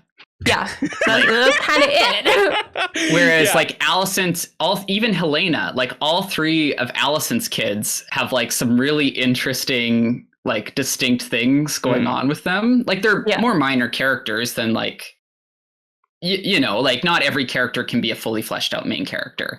But there's a lot of characters, right? Like, they definitely did a better job though of like making me interested in Alicent's children, whereas Rhaenyra's kids, it's just like, okay, and there's three brothers, and they just are kind of a lump together, and And like, if you're gonna kill off characters, then I feel like people need to care about those characters first, and I just don't think that they did that well enough for Rhaenyra's kids in this season in particular. Like maybe going forward they will, but like I could not really remember Luke's name when I watched episode 10. I was like, I know he's one of the children. I can't tell you his name. Which I feel like if I meant to care about this, then like I should have more to attach to by that point. I definitely agree that it could have been done better. I think there are other things that contribute to it as well that make it more obvious that has happened. Like Alicent's children are all so messed up, and a lot of them have like, like there are more memorable things about them that occur, and they are much more present, and they're also older. So you get like a little bit more time with them, a little more time like, and the show just spends more time with them, which is, I think, part of the problem.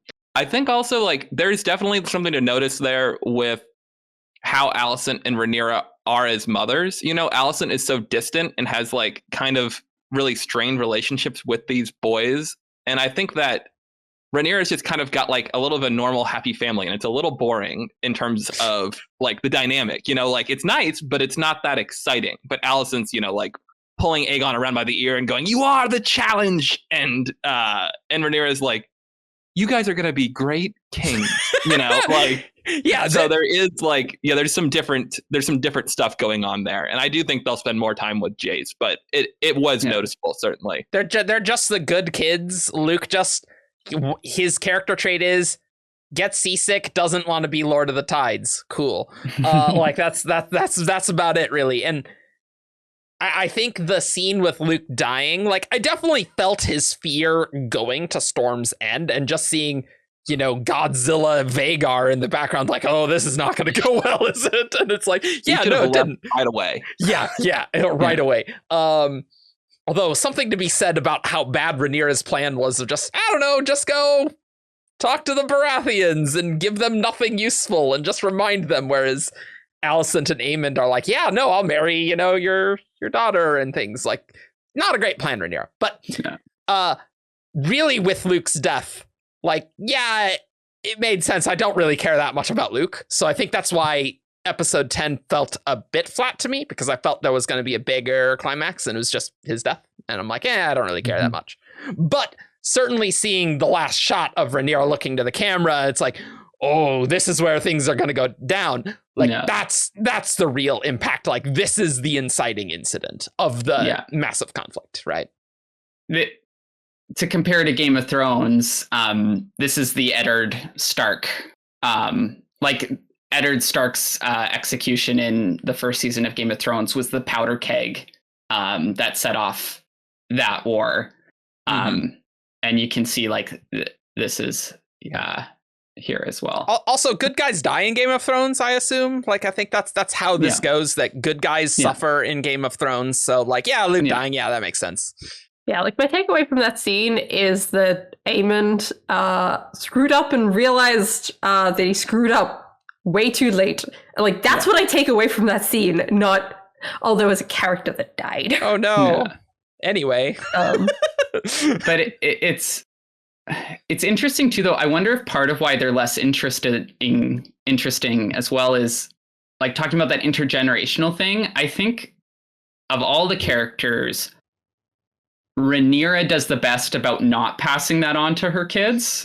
Like, she seems to be like, this is my fight. And, like, she does like some things, but it seems like it's less direct, and it's more like these other people encouraging the conflict on her end. But yeah, I would agree with that. Yeah, for sure. Speaking of the Hightowers, another character who goes from, I really like this character, and they have their head on straight. Otto? Wow. Like, to be fair, though, Otto is very consistent. He's like, the kingdom will not accept a female, like, in charge, right? Like, they will not. And so I have this entire long-term plan. And it's like, wow, by the time Otto comes back, I'm like, wow, I do not like you anymore. Like, ooh, ouch. He's that's his belief, but he does nothing to try to help his king who has made a decision, and he decides to put his own blood on in line. He is a second son and a striver, and he is just like, anything I get, I'm gonna make for myself, and he worms his way in there. I hate him so much. And he gives himself a conflict of interest. Yeah, immediately. Yeah. Like, it is the same day or something, like, that Emma dies, that he's like, Alicent, go to the king. Like, he immediately did it. And the other thing is, like, if he was like, oh, for the good of the realm, a male heir, like, they were pushing the king to marry, and, like, the best for the realm thing would have been to him to marry Laena, and then he wouldn't have ticked off Lord Corlys. No one would have questioned it. They still would have had the potential to have sons. But he wanted Alicent specifically. He has his whole speech where he's like, I do not envy you, my king. Oh, God.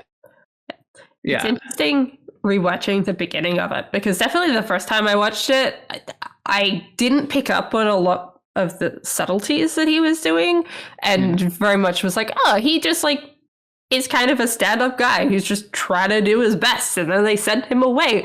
And, like, rewatching the first episode now, I'm like, oh, you are such a slimy person. And just doing so much of the background. What's interesting, and I'm still not sure how it plays into anything, but in the book, and I think it's maybe mentioned briefly in the show, Alicent also like kind of played nurse to Viserys's grandfather, like the old king, in his final days. Oh, okay, interesting. And it was like, what's that about? Like what is it? Is that like just like a throwaway? Like, oh, like she's very caring for the elderly. I don't. If it got mentioned in the show, I might have missed it. My impression was that became her caring for Viserys, and that was their adaptation that they did because they aged her down, and then like yeah. Because I don't think she could have been. I don't think she was born yet or she would have been she would have just maybe been a child. Yeah, very young at least. It is so crazy that is a change that happened from the book to the show of aging down Alicent, because it just worked so well for the entire emotional core conflict of everything. Like, wow, what a great change. And I didn't even remember it was a change at first until I like went back. And so the book does say like initially Alicent and Rhaenyra got along, but Alicent is like 10 years older and is her like stepmother. Like, so they had a like good relationship before all the drama started happening, but it wasn't it was a stepmother relationship. It wasn't a friendship. So putting it as a like friendship and a very close one, and I don't know, depending which headcanons you have, maybe a little more than a friendship. I know some people definitely got those vibes, and apparently so did the actors during their scenes. Yeah. Well, also like there's lots of memes on Tumblr about like Alicent, what's gayer, Alicent keeping that book page for 20 years or like Rhaenyra remembering it after, you know, like. Oh my It's gosh. true. I have a theory about adaptations that the changes that work best heighten the tension and drama, and like this is aging down Alicent to have that friendship deteriorate is exactly that. Same with like I think making the Valerians black, like that raised the tension like immediately. I guess it's a little more subtle, but another thing I'm thinking of is like in the show Shadow and Bone, they changed the ethnicity of the main character, and that really added to her conflict. And so adding to that drama, I think that those are the best sorts of changes. I think another good example of that was how different they made King Viserys from the book. In the book, he is very boring. He's not like, he kind of is like, he's dying, but he's kind of just got gout, and he's just like a little boring and not really, like he's just kind of asleep at the wheel. Like, and he is that in the show as well. Yeah, but for sure. So much of it was the actor, but I really thought they made him much more interesting, much more dynamic, and just like you could see him like trying so hard to hold things together, even imperfectly, and failing. He, like, I saw that George R. Martin texted the actor and was like, "Your Viserys is better than my Viserys." He wrote a blog post and said, "I'm thinking of rewriting Fire and Blood to make him more like the book, like not really, or not like the show, not really, but I want to." Yeah. Like, I mean, that's if you were the author and you see Paddy Considine like just totally kill it, it's like, yeah, dude, like you knocked it out of the park there. It's really fun watching the reactions online from episode 1 to episode 10, because so many people in like the first 2 episodes maybe are like, I don't know about this King character. I don't know how I feel about him or this acting. It's just not really doing much. And then like you get to like episode 8, and it's like, wow, this is the best character in this entire show. I have never seen better acting in this show than this one character. I know. Chills just thinking Daniel about it. Green's videos in particular, like I listened to all of his reaction ones back to back, and like he really went from the I don't know to this is incredible. Paddy Considine did so well with that role. Like he made a character that is not very interesting or relatable someone that you care about. Yeah. And that is not easy to do. And I think the really compelling thing about him is he sees what's going on. Like, he's not an idiot, right? He sees what's going on, but he loves everyone involved. Yeah. Like he does have favorites. Like Yeah. he likes Rhaenyra more than his kids with Alicent. Like that's very clear. That's But you problematic. genuinely feel he's like, this is my family, and I'm so concerned that I'm going to die and they're going to start killing each other. Like in those later episodes, like you really get that like weight that he's struggling under, and even just the fact that he's like struggling to stay alive. I think it is heightened by the knowledge that it's not just, oh, like, you know, I'll die and the throne will go to the next person. It's like, I have not finished the like peace building, the like rectification of this conflict in my family. And if I don't do that before I die, it's, you know, not going to stop. And he just can't. Yeah. Very tragic. It's but great. Horrifically tragic. Yeah.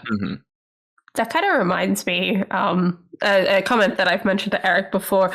Going back to Otto, it's really interesting in that scene in episode 8 where he's like, I want to have a dinner with my family. Don't give me milk of the poppy because I want to be present and like be able to do this.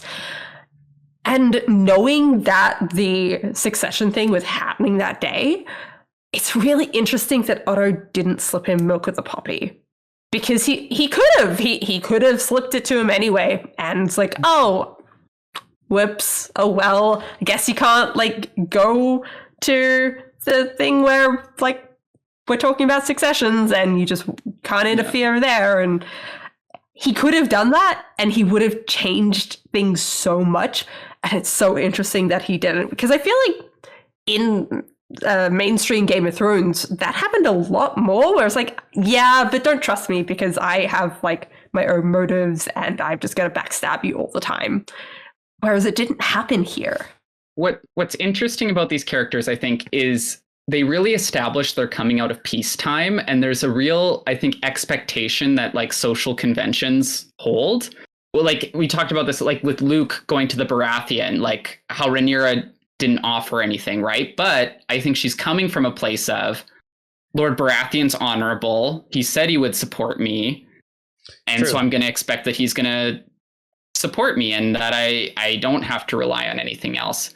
And I think Otto, what's interesting is despite his ambition, I think he does hold like the throne, the crown, the king, and Viserys specifically in very high self-esteem. And there is lines he will not cross for his ambition. He'll do all this stuff behind the scenes, but he won't like directly oppose the king. Like when Viserys says, I'm sitting on the throne, it's like, okay, I guess you are then.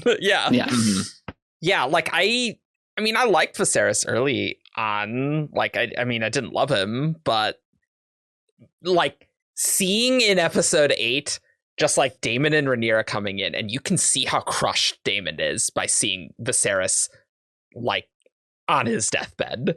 And it's just so tragic and sad, and you can see it on Daemon's face.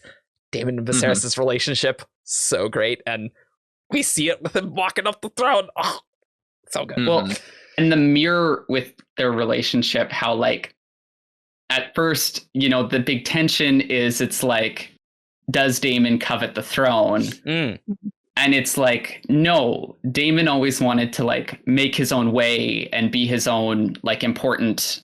Like the tension wasn't that he wanted his brother's throne. The tension was his brother had the throne and he had nothing but what his brother was like giving him.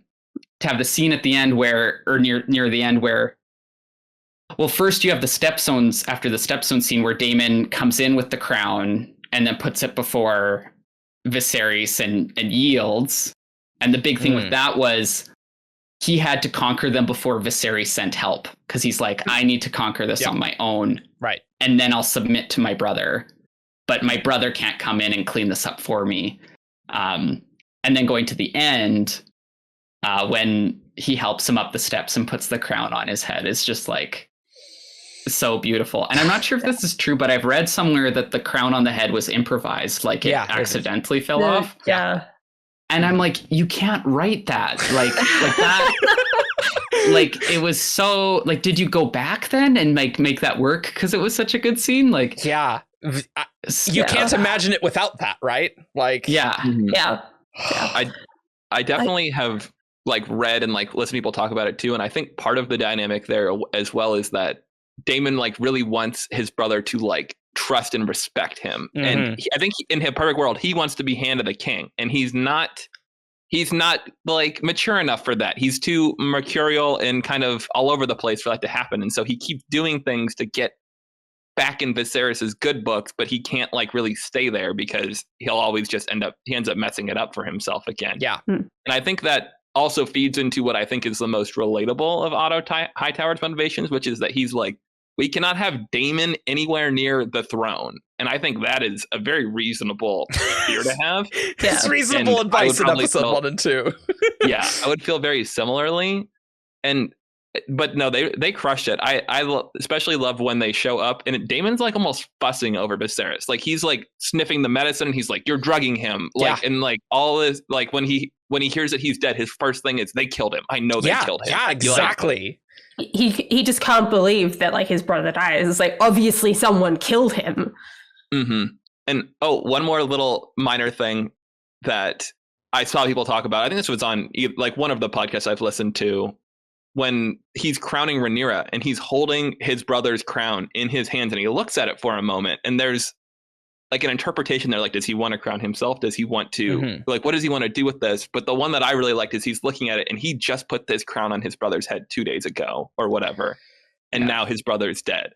And I just love that read of that scene where he's just like, he almost can't, like, this is the proof that his brother's dead. Yeah.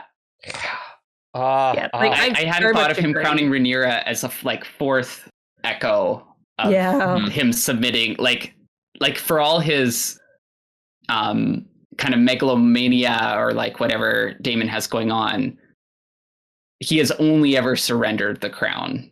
And for all like Otto's fears of him becoming king, he's only ever like, I very much agree with like what you were saying about how Daemon just wants his brother's attention and praise, and he just wants to help his brother, but his brother does not trust him. So it's this like awful cycle of like Daemon trying to do things to show that he's trustworthy, but those things are making his brother trust him less. And yeah, I think you're right. Like, I think if Viserys had just given Daemon like hand of the king, that things would have gone a lot smoother than they actually did, because I think that's all he wanted. I don't think he wanted the crown. I think he wanted to be that person that Viserys fully lent on for support, and Viserys never gave him that. And I think that, like, when he marries Rhaenyra, like, I think he's trying to do the same role with her. Like, I don't think he was ever trying to get the crown through Rhaenyra. I think he just wanted to be that person who was always in her corner and always supporting her, that she could 100% believe in and lean on. And I loved watching the scenes of the crowning, because it definitely like came through to me in that way. So yeah. I almost wonder if that same sort of tendency that like Daemon is acting out because he wants Viserys's approval, that really reminds me of like Aegon and Aemond, right? Because we don't really see it on screen at all what their relationship was like with Viserys, so it's sort of implied, but it really feels like Viserys was not really involved with those sons at all, really, right? I thought that he was their father. Yeah, for like several episodes. Yeah, but like it just reminds me of that same sort of thing where like, no, I want to get this person's approval and I'm just getting nothing out, you know? Yeah. And it's so ironic too, because these are the sons he literally killed his wife for, basically, you know, and now he has them and he's not even interested. But yeah. The last thing I wanted to say about Daemon and Viserys was, I think, and it ties into when Rhaenyra brings up the prophecy with Daemon, and Daemon chokes her, which is a really tough scene to watch. But I love when you can like learn more about a relationship even after one of the characters is gone. And we learn that Viserys never told Daemon about the prophecy. And Daemon was his heir for many, many years. Yeah. Daemon was his heir, and he never trusted him enough to tell him that. And I think like Daemon does believe, his whole dreams didn't make us kings, dragons did. But I think part of his volatility in that moment is his feelings are hurt. Yeah. And Rhaenyra kind of scoffs at him for a second too, like rightfully, like, oh, he never told you. Yeah. But I think that's half of what happens there. Apparently, they actually tried to film a scene several times, I think, of Viserys attempting to tell Daemon about the prophecy, and they just had to scrap it because it never worked. Like it just, the characterization in it never worked because Daemon would just like scoff at it and leave. Like he wouldn't believe any of it. So they just couldn't put it in the end. Amazing. I think also the thing with Daemon, it's interesting to see a character that's so like firm and unchangeable in some ways. Like he is what he is and who he is throughout, but he still does have an evolution. Like, thinking about it, like Viserys making him Hand of the King, would have avoided a lot of things. But the Daemon he was when he could have been made Hand of the King at the beginning would not have been wouldn't have been a good decision then, right? No. And that's part of the tragedy too, is like the timing. Like there's periods when Daemon would have made a good Hand of a King, but because like I think in the first episode, like I kind of got the sense that Viserys maybe would have wanted to make his brother Hand, or like wanted to find a place for his brother, but just like Daemon's just so out there that it's like it would be so irresponsible. Yeah, well, because he's messing up like Lord of the Watch and like all these other posts. Like I obviously can't trust him with. It's interesting though, because I don't actually think he messed up Lord of the Watch. Like if anything, he made it better.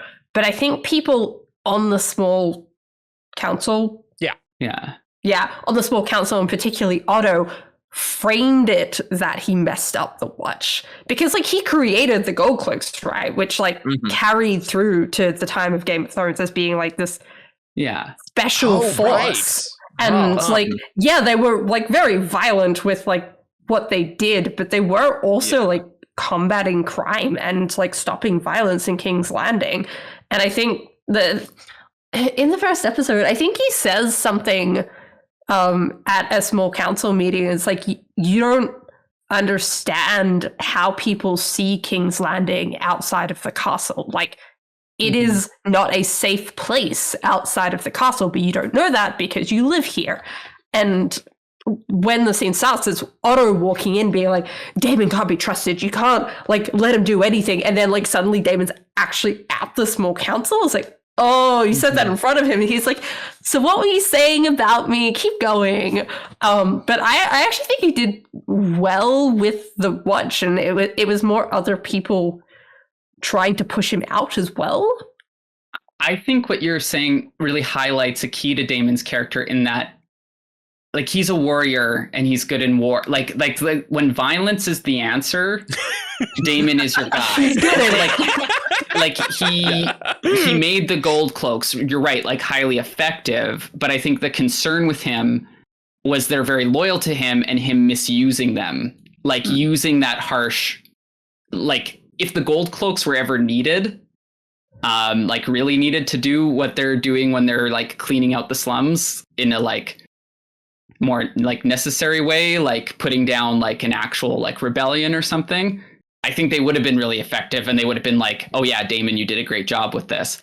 But they're worried about a coup with the gold cloaks, right? And things like that. Yeah, right? And the fact that he's like using them against like civilians and like kind of punching down on like, poor people and stuff, and the unpredictability of him. But I agree, and that's why I think the end scene with him and Rhaenyra, those scenes are interesting, because he kind of is like, this is my moment, like we are going to war, like this is the time when my leadership style I'm the is guy. what is called for. Yeah, right. Yeah. And then like having that conflict between him and Rhaenyra, where Rhaenyra is, I need to be both. Like I need to be Daemon, and I need to be prepared to go to war, and I need to be like cunning and formidable.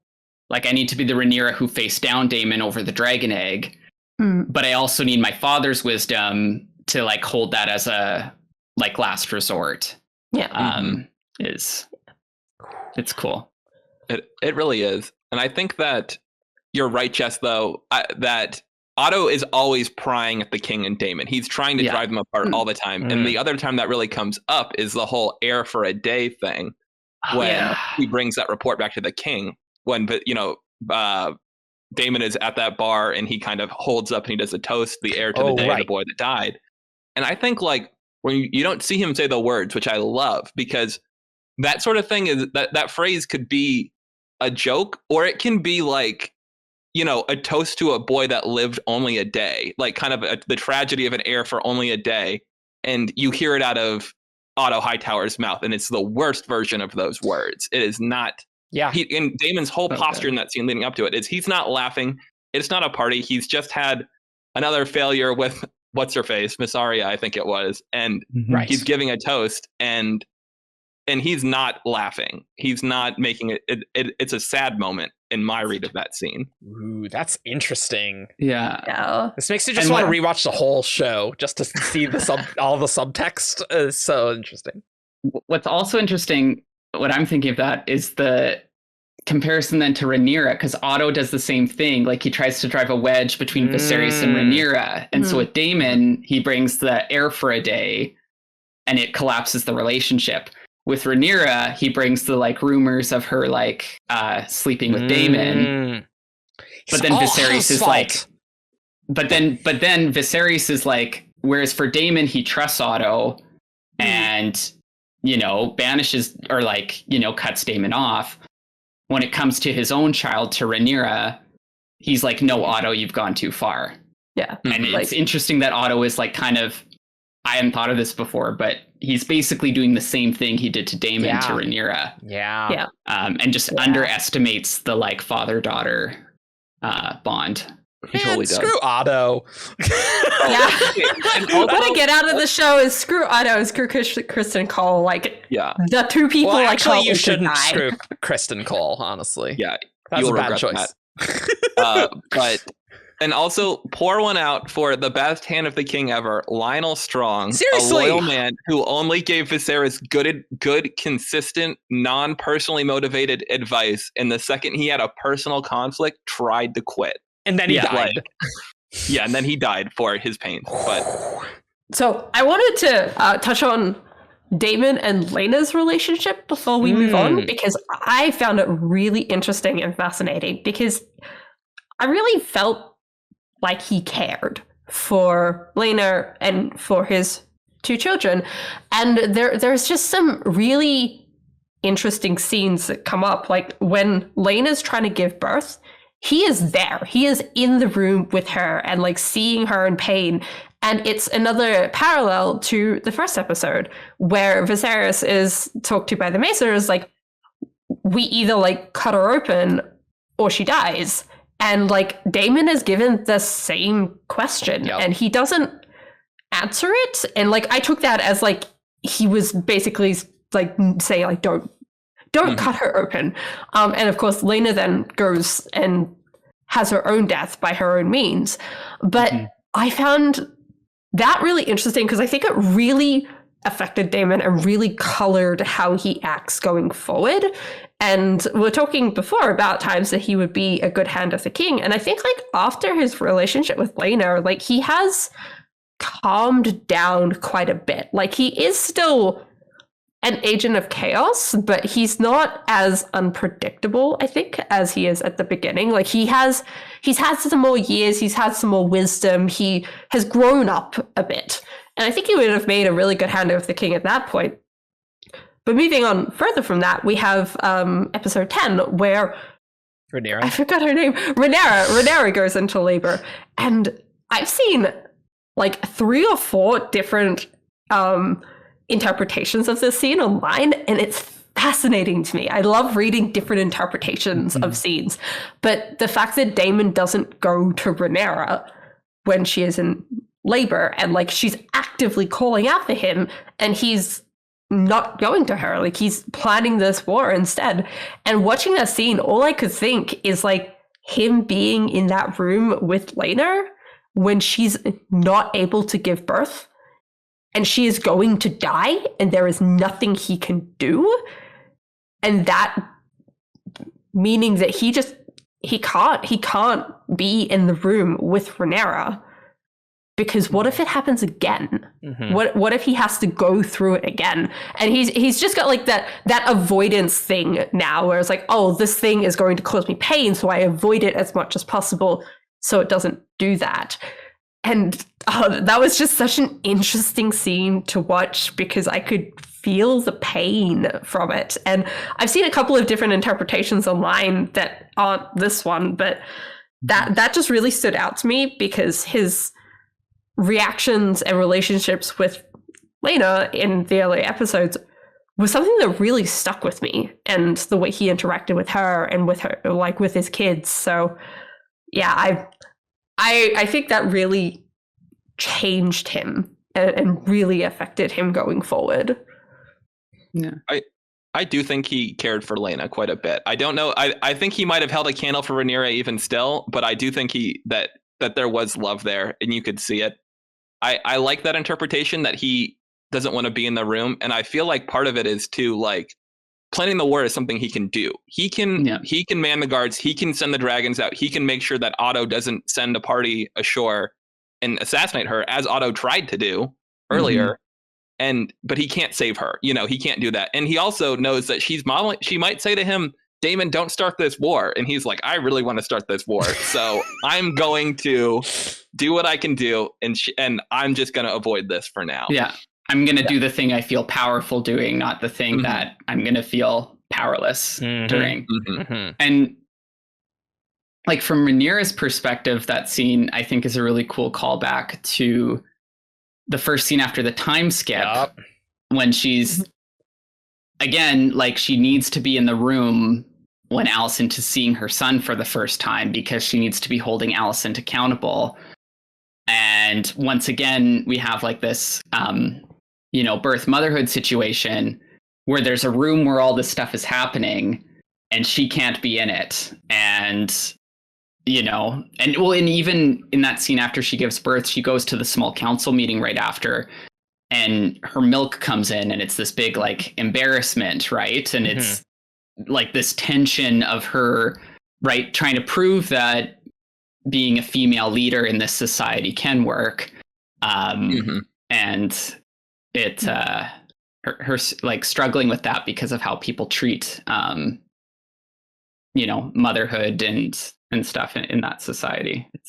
Apparently that was a big thing that they wanted to show, is the struggles that women go through giving birth and the pains that they go through giving birth, because we've had multiple birth scenes in the show now. It's brutal. They're brutal. The other thing that I just remembered is like the daughter that she has that is a stillbirth, like she names Visenya, which is the same name that she suggested to her mother Emma for the child that she was carrying if it was a girl. I forgot about that. Depressing. I learned that when I watched the first episode the other day, and I was like, I'm not ready for this. Yeah. I think overall I really liked the power shifts and dynamics between Rhaenyra and Daemon, and like and also Rhaenyra's struggle with like her femininity and rulership. I think one thing that didn't work for me about the choking scene is it felt like it crossed a line from like women have more problems being in power because of like society, and more like, oh, we're just not going to let there be like a commanding woman. Like if there is a commanding woman, she needs to be like put in her place to some extent. And I thought they handled the scene okay in that she does kind of reassert her dominance, and then we have the crowning, and like, so there's lots of other signals where Rhaenyra is like living up to that standard, but yeah, like it just kind of bordered on, well, because it is like domestic violence, right? And I was like, absolutely. is this relationship really the story where you have to examine that? Or can we have an example of, you know, because like we have Rhaenyra struggling with like being pregnant and like all these different things. Like, do we really need to put this on her plate as well? That's true. I'm very interested to see how their marriage like evolves during the war and things, because it's clear that Daemon really cares about Rhaenyra, and I think Rhaenyra really cares about Daemon. But yeah, that is definitely a line, and I think the showrunners are like deliberately like doing that, you know. So I don't know how that's going to evolve later, because I haven't read Fire and Blood. Yeah, and I think what made the scene work for me though is the interpretation of it's not about his and Rhaenyra's dynamic. Actually, it's not him like lashing out at her. It's him feeling betrayed by his brother. Like when I read about that and thought about it that way, I was like, okay, it's him snapping there. It makes it work more for me because it's not about them and it's not a comment on their relationship. It's actually about Viserys, and it's just being like acted out between them. And so that, I don't know, made it feel a little more. I got the sense that it wouldn't be an ongoing thing, that it really was like this is a very particular moment that this has happened in. But yeah, I never got the sense that like going into season 2, we'll see more domestic violence. Like I don't think the show is looking to explore that, at least in this relationship. And or that there was a history. Like she just seemed like she's constantly walking around eggshells on Daemon. Like he's clearly capable of violence. She seemed, as we saw, but you know, like I don't think that's in their dynamic generally. Agreed. Yeah, because like I think they'd established this thing where she like meets his energy, like they're both fire, like from the first episode, right? So just to like have this all of a sudden be a dynamic where like she's almost a victim, I'm like, no, like if anything, she should like choke him back or something, right? Like, but I was of two minds of it, but I think in the end that part kind of ended up working for me. I did also like with the 3 birth scenes that we ended with Rhaenyra's, where I felt like she had a lot of agency there. I'm not a woman, but I did just have a baby recently, so all the like birth scenes were like pretty stressful. Yeah, I imagine they would be. As someone with like a baby, so I can only imagine like a woman who's gone through pregnancy. I'm guessing it was pretty hard to watch, and for some parts I was kind of like, did you need to lean into this so hard? Like, it was brutal to make that point. And I did like though that we went from a place of Emma. Like, Aemma had no agency, and I really didn't like that. So I liked in the subsequent ones that we increased. Like, Laena did have more agency, and she was able to, like, choose her own path. And then Rhaenyra is basically, like, in complete control through her birth scene. Even though, like, you know, it's the same story, like a difficult birth, a difficult pregnancy that, you know, isn't going well. I didn't like how they handled it at the beginning, but then when it became part of this, like, it's like intentional that they're doing it that way, right? It would have been a problem if they would have kept doing that again and again and being like, oh, another guy needs to decide between his wife. That would have gotten old quick. But apparently the birth scene with Emma, as stressful as it was in the episode, from what people have said, like, who were on the show, it was so much worse, like, during filming. And the filming that they took was so much worse than what ended up in the episode, which is really alarming. Yeah, I definitely had to look away from, like, Rhaenyra's birth scene, like, that last one. That was too much. It's brutal. Pregnancy, birth, it's very brutal.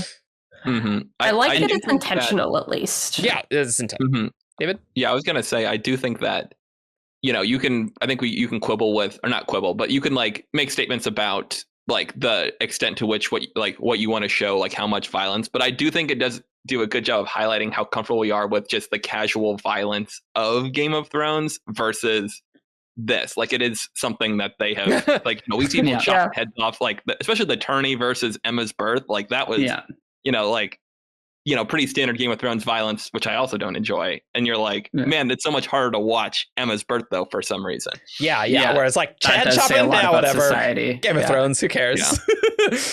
What I also liked about sorry, I know this topic keeps expanding, but like with Rhaenyra's arc, like coming out so like, because she's kind of like scared of like getting married and having kids after what happened to her mom, and part of her resistance to having a partner or like having a marriage arranged is she knows the expectation. Yeah. And then having her come full circle to being like, this is what happened to my mom, this is my worst fear, and I'm handling it, like I think like, and even her like not accepting the support of other people, like it was heartbreaking. I was like, let them help you, but at the same time I got it, where she's like, she got to a place where she's like, I can get through this, and then she said, I don't want anyone else to mess this up because this is my worst fear. And so I feel like, it's I am glad in this case that the show did make some changes to that, because I'm pretty sure in the book she is giving birth for 3 days. That sounds like a great adaptation change. That's like, we don't need that to happen for 3 days. That's not. Yeah. Let's not do that. Yeah. So I think also, like, going back to the choking, the big thing that bothered me about it is it following on the heels of the scene with Larys and Alicent. Oh yeah? Because it, like, and in hindsight, I think the Larys Alicent scene was more made me angrier than the Daemon Rhaenyra scene, but I was just more in a position to be that way because the previous episode had kind of set me up. Larys is a really interesting character, first off, I want to say that. But I felt like the foot fetish scene, and nothing against foot fetishes. I see people online being like, oh, you're okay with incest, but you don't like foot fetishes. And it's like, it's not about that. Like, fetishes, whatever, I think it's good. It's another example, though, of like, we've seen this whole, and especially it happening in episode 9, where you see like, this is Alicent's kind of like moment, and she's like stepping in, and she's dealing with this. She's at the top. She's the top viper in a den of vipers, and she's like trying to like stick to her values and do all this, and like taking charge, right? Even challenging like her father. And then just having this moment of, to command Larys's loyalty, she needs to give in to his like sexual ideas about her as a person, where I'm like, Larys should have just been loyal to the queen because of who she is. Like, why does she need to exploit that element in order to command his like respect and his loyalty?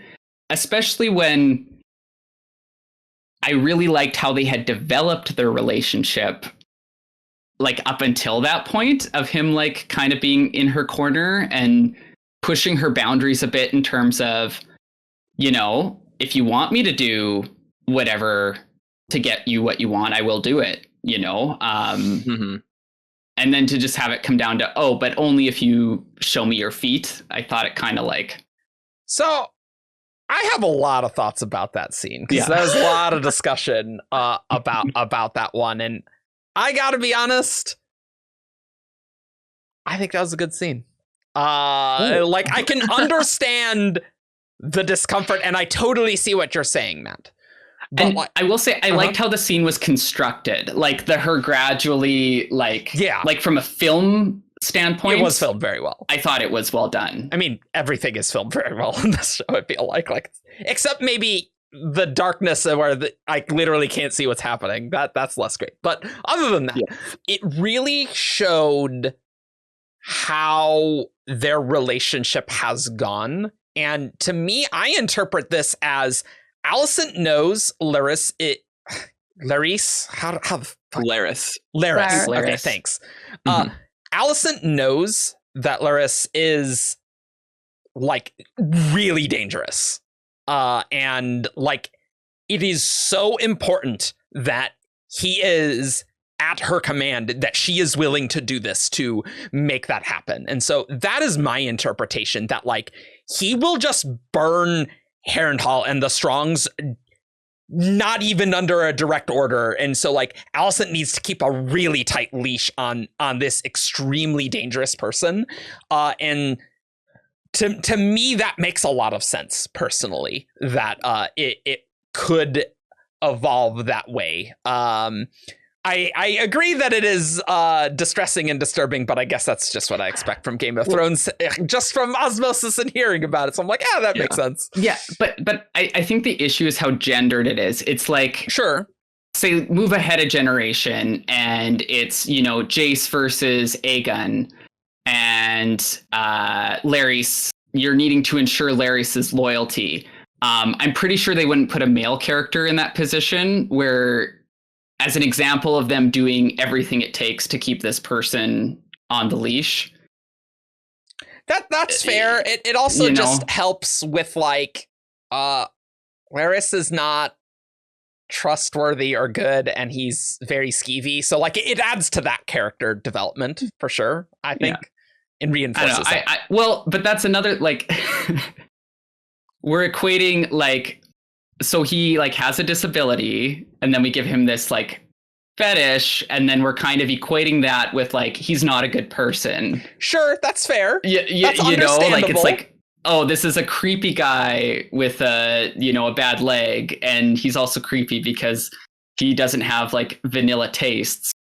Like, I don't know. I didn't like how they were using it in that scene, and I just thought it was unnecessary, and I really liked where that scene was building otherwise, and then it got to the end, and I was just like, I'm not. David? I think that I was really interested in Larys because he's one of the characters in the book that is the most mysterious. Like, he murders his whole family, right? Like, which was something we didn't even know for sure that he'd done when you read the books. It was mysterious what had happened in Harrenhal, but I was really interested in the early dynamic they set up where, he's sitting with the women of the court and he's like, oh, the gods didn't build me for war, or whatever. And so, but he's there doing his spy thing, which I thought was really fascinating. And I think it's partially because we don't, like, with him and Alicent, we really have like 3 or 4 scenes. Like, we have the initial, him giving her the tip about Rhaenyra. We have them having the dinner later where she inadvertently tells him to kill the Strongs, or implies that she would like them to not be a problem, and he decides that means burn them to death. And then we have this scene, and I couldn't really figure out how this dynamic developed. Was really like, I was like, how did we get to a point where Alicent has a very clear understanding of what she needs to do to get this from Larys, which is to start taking her shoes off and show him her feet.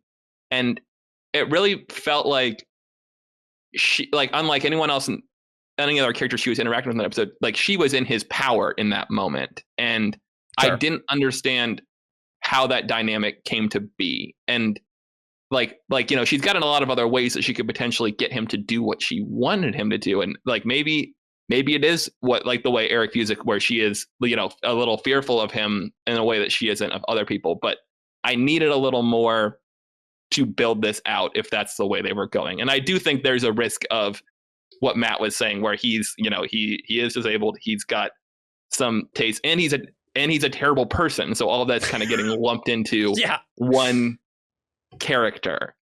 So I see it differently to all of you. Oh, okay. Oh, cool. I love it. This is awesome. So I liked that scene, but I think I saw it very differently to everyone else, because I don't think that Alicent was aware of what was happening. Like, I think that Alicent has spent so long having to have her walls up around people, and portray a certain person and be strong and like not let anyone just kind of see her relax, because she's always had to be on guard. And then suddenly she's got this person coming along early on who's like, well, I can give you information. And they seem to have this relationship where it's fine for them to just have dinner by themselves with literally nobody else around. And like, it just feels like she's taken Laris on as that person who is in her corner, because that's what she wants, right? Like, she wanted her father to be Hand of the King because he would support her. And I think Laris has kind of taken on that role of being Alicent's supporter so that she feels like she can start to relax around him. So I never actually thought that she was doing it intentionally. I thought that she was like in the scenes like, oh, okay, well, it's only Laris here. Like, Laris won't mind. Like, there's nothing like wrong for me to like strip off my shoes and socks because like I've been wearing them all day and I just want to like relax my feet, because it's only Laris. Like, Laris is like my friend. He's my supporter. He's the person who's going to like be there for me. I can relax around him. Like, that's how I took it, because it never seemed intentional. And then like Laris's reaction, I'm like, I 100% expected Laris's reaction. He seems like a creep the entire show, but I think Alicent has kind of maybe like put that to the back of her mind or something. It's like, yeah, maybe he's a creep, but he's not a creep to me. Like, he's my supporter. Like, that is how I saw that scene. I don't think she was aware of it. But you don't think she saw him put his hands in his pants? Like that? Like, yeah. She was looking, she was sitting sideways and like looking towards her bed. I read that it's uncomfortable with what was happening. I read that. I didn't read that at all. I thought she was just like moving to sit that way. So Jess, what you're describing, I think, is what I wanted the scene to be, because I really do like that she's kind of letting her guard down and is like comfortable. Like, I was liking this. Oh, this is like kind of like Rhaenyra with the knife when she says, "This is now they see you for what you really are." Yeah. I feel like Laris is one of the few people besides Rhaenyra who sees Alicent for what she really is and sees her potential. Mm-hmm. And so I was like, okay, this is like, we're getting into real talk now. Like, we're leaving aside all the stuff. We're like, you know, what are we willing to do? What are we not willing to do? What are we getting done? And this is like, and you know, she's taken off her shoes. She's getting down to business. And so I felt really betrayed when it went to like a very sexual place, because and also like TV does this all the time. Like, men and women can't have platonic relationships. And even though this relationship, I think, is platonic from Alicent's perspective, they had to add in this like, oh, the only reason why a man would serve a woman is because he's like into her feet, you know, like he can't just, I don't know. I think they were intentionally making the beginning of that scene ambiguous and leaving you not quite sure where it was going. I definitely wasn't sure as it was starting. Yeah. I'm like, wait, where is this? Yeah. What is happening here? So I think up until the last few moments, I would have been on board with your interpretation, Jess. But I think when you get to the end, it kind of colors the whole previous series of events in another light. And it's very clear that Alicent is like, okay, this is what I got to do now. I'm like getting ready. And she's like kind of very like the appearance of relaxation kind of vanishes. And she's very like matter of fact. She's like, okay, I'm doing this step. Okay, here now. Okay, now it's getting squicky. I'm going to look away and let you do your thing because I'm not into it, but it's what I got to do. Staying. I want to rewatch the scene now. I think because I've only seen it the one time. So I'm just going off like, that. I'm really curious though, like if your interpretation does hold up on a second watch, that would be really interesting to me. I'll rewatch it and let you guys know. But like I thought she was oblivious like the entire scene, and like I thought it was like pointing to some future thing where Laris is going to stop playing this long con that he's got going on and try and get something from Alicent in return.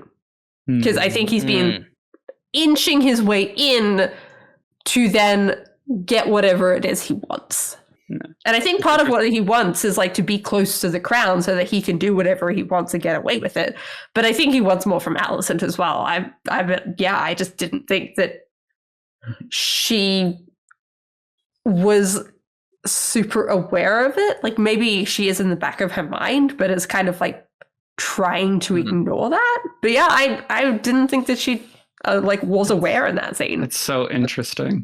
Yeah, and I will say this was one episode that I didn't watch immediately, and so I had being on Twitter or whatnot, I had a couple I knew something foot related was happening in this episode was really all I knew. And so going into it, I was like, the second she put her feet up, I was like, this is it. This is the scene. Oh. And so that definitely colored things. But I felt like every motion she took was like she was trying to do the minimum. Like she put her feet up at first and she's like, is this going to get him to do what I want? And he didn't do it. And then she took her shoes off and then they kind of kept talking. And she's like, is this going to get what I want?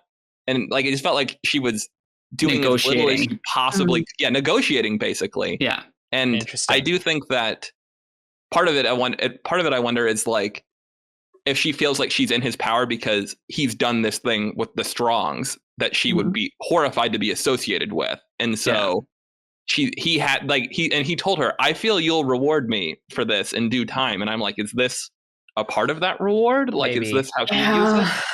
I don't know. I'm also bitter about that scene because I think episode 9 was otherwise my favorite episode. Like the intrigue of it. And I love the king is dead and we're keeping a lock on it. And locking people in rooms and figuring out who the allies are. And the way they're struggling to there's this wave building and they're just struggling to make sure the wave is unleashed in the way that is going to be the most favorable to them is the tension of it was was such an excellently paced episode. I really liked episode 9, but I did really miss having Rhaenyra and Daemon in the episode. Yeah. I do really like how they structured it with having the Greens and then the Blacks having their own episode. And you can't have what was happening on Dragonstone during the episode with the Greens because it's all related to what happens there. But I did kind of miss the other characters that weren't in the episodes when they were happening.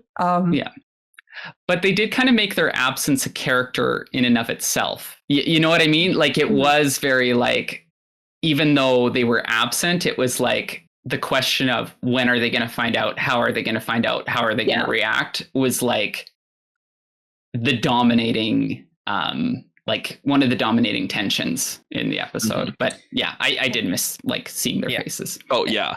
Absolutely. And Matt, I think the only thing with the foot scene, though, is I very much understand it is problematic that Larys is characterized as disabled, creepy guy who's really a horrible person, right? I get that. I think that scene is very interesting in that it has a window to their relationship and how that will evolve going forward. And so I wouldn't say it is unnecessary, right? It provides insight, and I can totally understand why you don't like that is how their relationship is progressing. Yeah. And I get that. But I think this is going to be going somewhere because I feel like each scene in this show, they have a very limited number of scenes and we're making every scene count, and how that's going to evolve. I feel like that is going somewhere and it's not just gratuitous for the sake of it. Right? Yeah, no. And I think my issue is more, I don't like where it's going. Sure. I agree with you. It is going somewhere, but I wish it would have revealed a different element of their relationship and that there wasn't this element of their relationship, because I found it more interesting. It's just nice to see a relationship between a man and a woman who aren't related not be sexual. Sure. But 90 in this show, even if they are related, the relationship. I was just thinking like relations doesn't matter in this show. Yeah. I was more thinking like you know. there's some nice like Viserys Rhaenyra is a non like romantic sexual relationship, thankfully. That is thankful indeed. Father-daughter is, another common one. But yeah. See, but what is interesting about it is it does kind of like Larys has some interesting contrast then with Kristen Cole. Yes. Because they're both like, I think, dangerous men on short fuses. That's totally true. And Kristen Cole, like Rhaenyra lost control of him after introducing like this sexual element into their relationship. And now both of these like kind of powder keg gentlemen are in Alicent's corner, which is what if what goes wrong is Kristen learns that this is happening with Larys and Alicent, and Kristen goes berserk. See, like that would make a lot of sense, and that would be really good, actually, because he would go berserk. Because Alicent's on a pedestal. It's like, you're not supposed to be doing something like that, right? Something that I forgot to bring up when we were talking about Kristen Cole earlier, but the show actually has made him Dornish as well, which is really interesting because Dorne is not a part of the Seven Kingdoms at this point. They're still independent. So like he's still like, he's a foreigner. I don't remember where he was from, but like he's still from the same place as in the book. But like there's just this line from Alicent of, oh, he's Dornish. It's like, oh, I wonder if they're going to bring that in somehow. And what's interesting... Also, he looks like Ben Barnes, like young Ben Barnes. Yeah. I couldn't get over it. No, I absolutely believed why Rhaenyra was like, yes, I'm going to take advantage of this eye candy sworn shield. It makes a lot of sense. Yeah, it does. Like, he's really cute. But the Dornish thing is also interesting because in Dorne, they do, like their first big leader was female. And they do like have a tradition of having the firstborn, regardless of whether it's male or female, be the heir, the ruler. Interesting. So the book that she's reading in episode 1 that she pulls the page out is about a Nymeria. Kind of like I don't know if they were a Targaryen, like going to Dorne and like becoming a ruler there. Yeah, well, because what happened is the Dornish people are a mix between I forget. I think they're called the Rhoynar. Everything. They're Rhoynar, maybe. They're Rhoynar handles with a little bit of first men from way back in the day. Yeah. But what happened is Nymeria came to Dorne, burned her ships because she said, this is where we're settling. And then she married like the Lord of House Martell. And they kind of co-ruled, but she was like the queen and he was her consort. But so she took his name, but she was still like the leader. And so the Dornish people are this mix between and so it's interesting that he keeps attaching himself to strong females, if that's like true. And then resenting them for being, and then resenting them. Yeah, and then resenting them. Like I do want to see that happen, and I can't wait for Kristen to like get executed. That'll be great. And I can't help but think it's intentional now that you pointed out that the book both Alicent and Rhaenyra are reading at the beginning is about this like Dornish princess. That has to be intentional, yeah. And like, there's some text and stuff here. Oh, it's so good. Like both of them are kind of trying to be the queen, but okay, well, we could talk. I mean, honestly, we could probably talk 3 hours about Daemon in particular. Let's be honest, but let's wrap this up by talking about some expectations for season 2. And to do that, we obviously need to talk about Fire and Blood spoilers because 3 of you have read the next section of it, and I just asked Jess to tell me what happens because I needed to know. So we're gonna talk about Fire and Blood spoilers, not the whole book, just from A Son for a Son to the Red Dragon and the Gold. So that next section. So all right, spoilers, cool.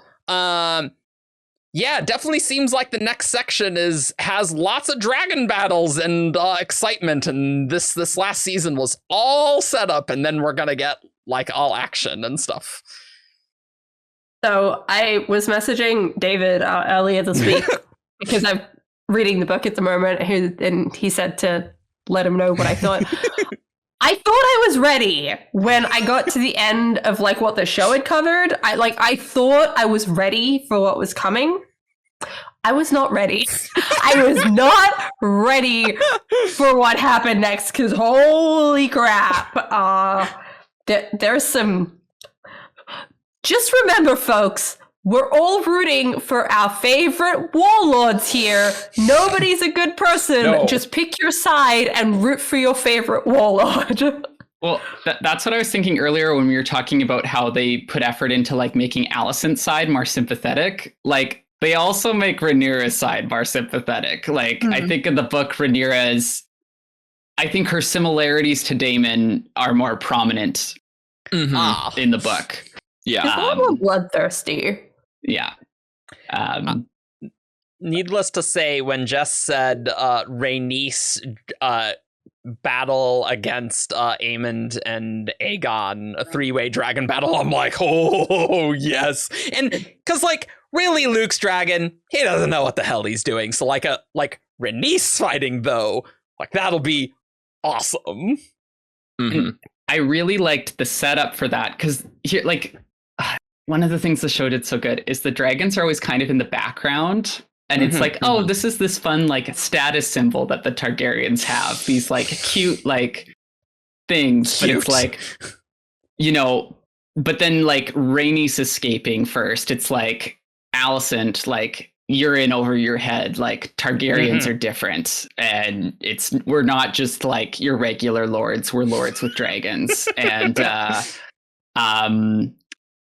what I loved was when Daemon was basically doing the tally of, you know, they have 3 dragons. One of them is Vhagar, which is a problem because she's like old, so she's like slower and stuff, but she's very, very big and is the only dragon with war experience, like actual like war.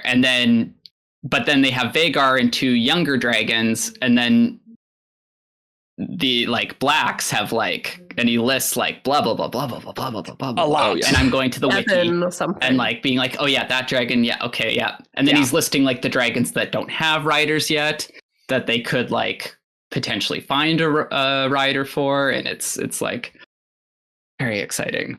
I think that one of the things they have to do, I'm just gonna dive into spoilers because we're saying it. So, Do it. Yeah, one of my favorite parts that has to happen in season 2 is the Dragon Seeds plot, where they start trying to find Targaryen bastards to put on these extra dragons, so they can up the numbers. And one of the more interesting parts of it that I think will be kind of cool to see in a character side of things is after Rhaenys dies, they're looking for these dragon seeds, and Corlys is like, okay, well, I actually have these 2 bastards that are Laenor's bastard sons that I'm going to bring to court now. And one of them becomes a dragon rider, and they're both really cool characters. But the rumor and everyone's expectation is these are Corlys's bastard sons. These are not Laenor's bastard sons. Right. And obviously not. No one thought that, really. And so I'm really interested in that because they've made Corlys and Rhaenys have such a strong partnership. That was not like they really have put that in there. And I'm like, man, like this is there'll be another time where you learn something else about a relationship after one of the characters has died. And I want to see how they handle it. Interesting. True. Yeah. I'm looking forward is a bad term, but I'm looking forward to another thing that comes up, the whole son for a son plot, because I definitely think they're going to do that one. But I have this conspiracy idea, I don't know, headcanon, that they're going to do it differently. Because in the books, the long and the short of it is that one of Helena's sons is killed as retribution for killing Luke. And it's quite a horrific scene, the way that it's set up. But I don't think that this show has done enough to set up Helena's children as like actual characters that anyone cares about. Like, it's kind of the problem I was talking about earlier with the children, but even worse, because I don't know if their names are even brought up in the show. Like, I vaguely know she has kids. That's about it. So it doesn't just really... because they're so obscure, we're talking about Allison's grandchildren. I feel like we need to like confirm that because they're so barely in it. Exactly. So I kind of think that they're going to do this plot a bit differently, because the way it goes in the books is that these assassins go into King's Landing, they capture Alicent, and they're waiting for Helena to turn up with the children because they always visit Alicent before going to bed. And then they make Helena choose a child to kill, and then they kill a different child. I think all of this is going to happen exactly as that. Except instead of killing a different child, they're going to chop off Helena's head.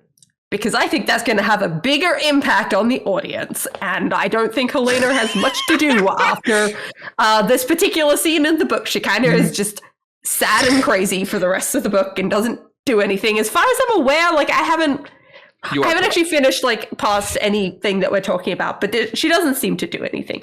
That's reaction there. I think that Helena's going to be killed for the Son for a Son plot instead, because it's also the show has gone to such lengths to build up Alicent as a character.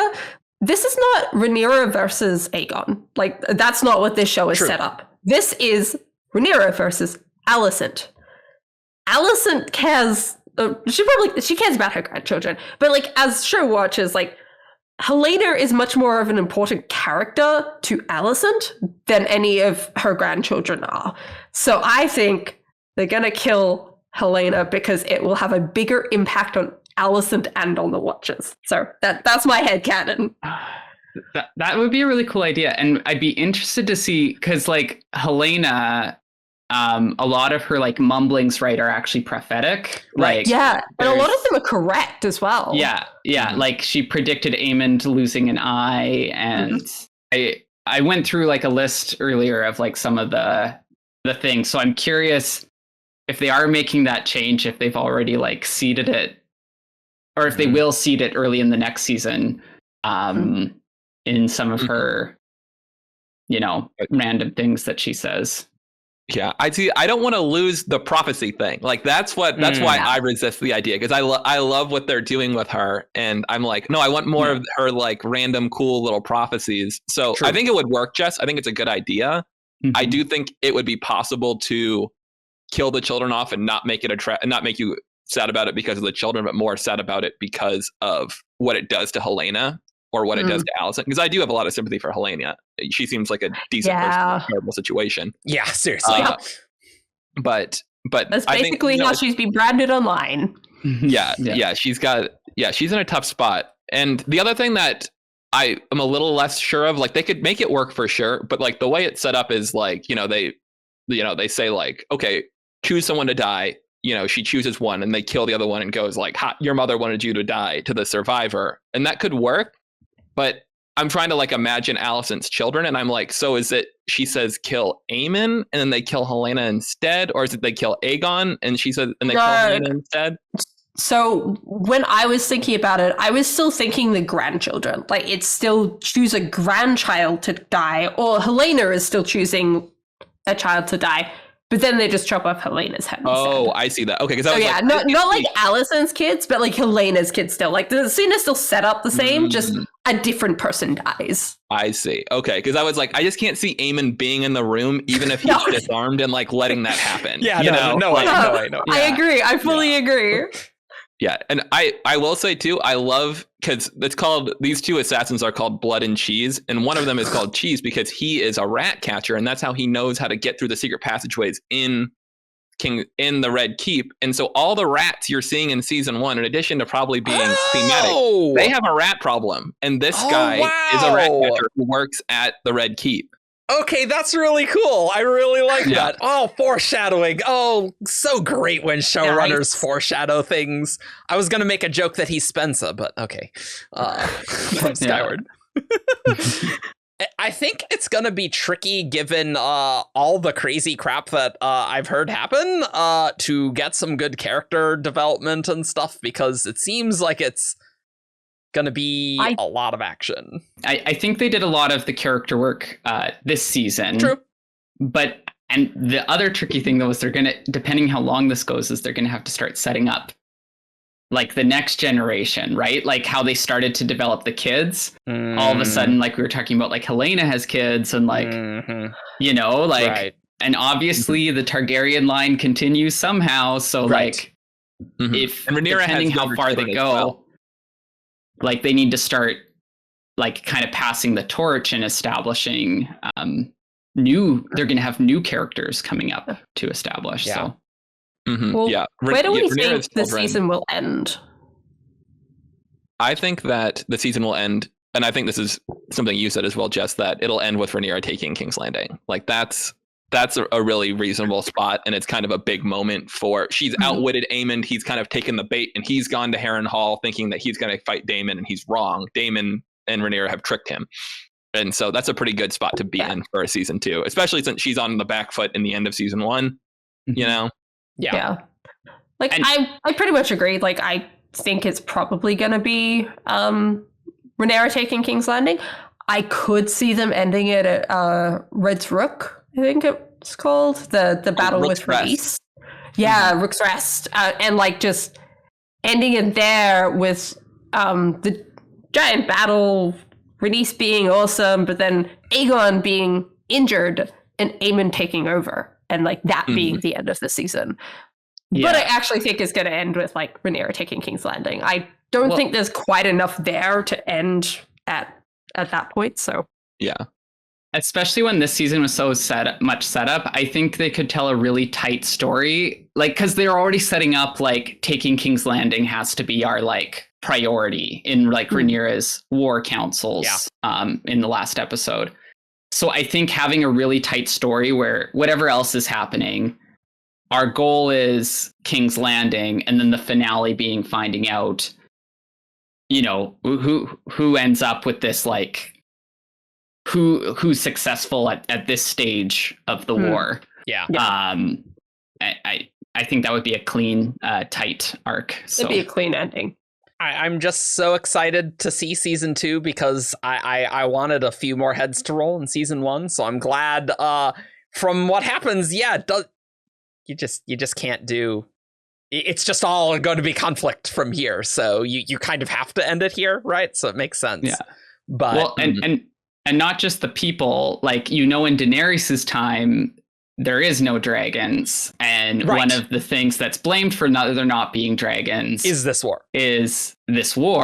And, you know, if dragons are dying, it probably doesn't fare well for the people riding on their back. I do want to see Rhaenyra and Daemon be badass on their dragons. Like Rhaenyra especially, I want to see her on dragon be badass. So it's awesome to hear like her taking King's Landing with Daemon. Like, oh, that sounds like exactly what I want here.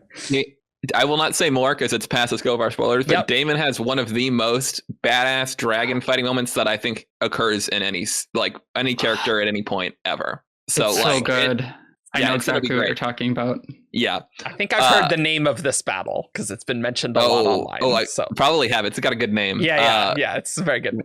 But when you're talking about character stuff that I'm interested in, I'm stealing this from what's either the official podcast or from a podcast called X-Ray Vision. It's hosted by one of the same people from the official podcast. But they've really set up Jace as being kind of aware that he is a bastard in a way that isn't really present in the book. And there's a plot line that is extant in one of the accounts that occurs where he's going to Winterfell. We're going to bring the Starks into it. We're going to meet Cregan Stark, who is an awesome character. But when he's up there, he meets Cregan Stark's bastard sister named Sarah Snow. And, you know, he's betrothed to Baela, but the tale that is told is that he and she fall in love and they're married in the Godswood there. While he's up there, and it's like a whole secret thing. And so the fact that they've upped his awareness of that he's a bastard and he's meeting this girl that is a bastard, and he is also in need of some characterization, I'm like, this could be a really cool opportunity for them to do.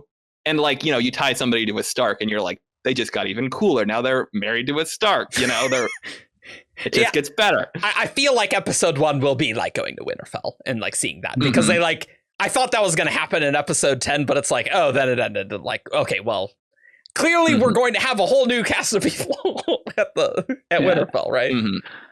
And I do think that's a hope, though. I hope even as they expand the cast, they keep like the family centered. Like, I hope they're able to kind of maintain that intimate feeling, even as they're like, okay, because like the show, I hope, is not going to become like about the Cregan Starks of the world. Like, he gets like a cameo for a couple episodes, and then we know he's in the background doing whatever they say he's doing. But I do hope they don't get so expansive that they lose the kind of like the focus for sure. Feel. Yeah. But definitely fun expanding beyond King's Landing and being like, what's going on in the rest of this huge kingdom?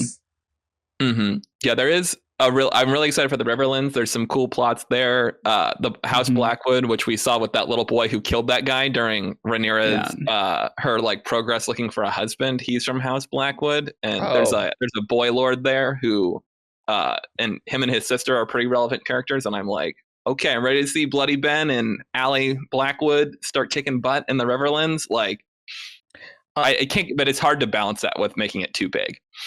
But I am wondering if they might change the timeline of things around a little bit, because like in Fire and Blood, Daemon takes Harrenhal like right at the beginning of this section and is basically just sitting there waiting the entire time, like doing stuff with the Riverlands, but he's like separate from Rhaenyra.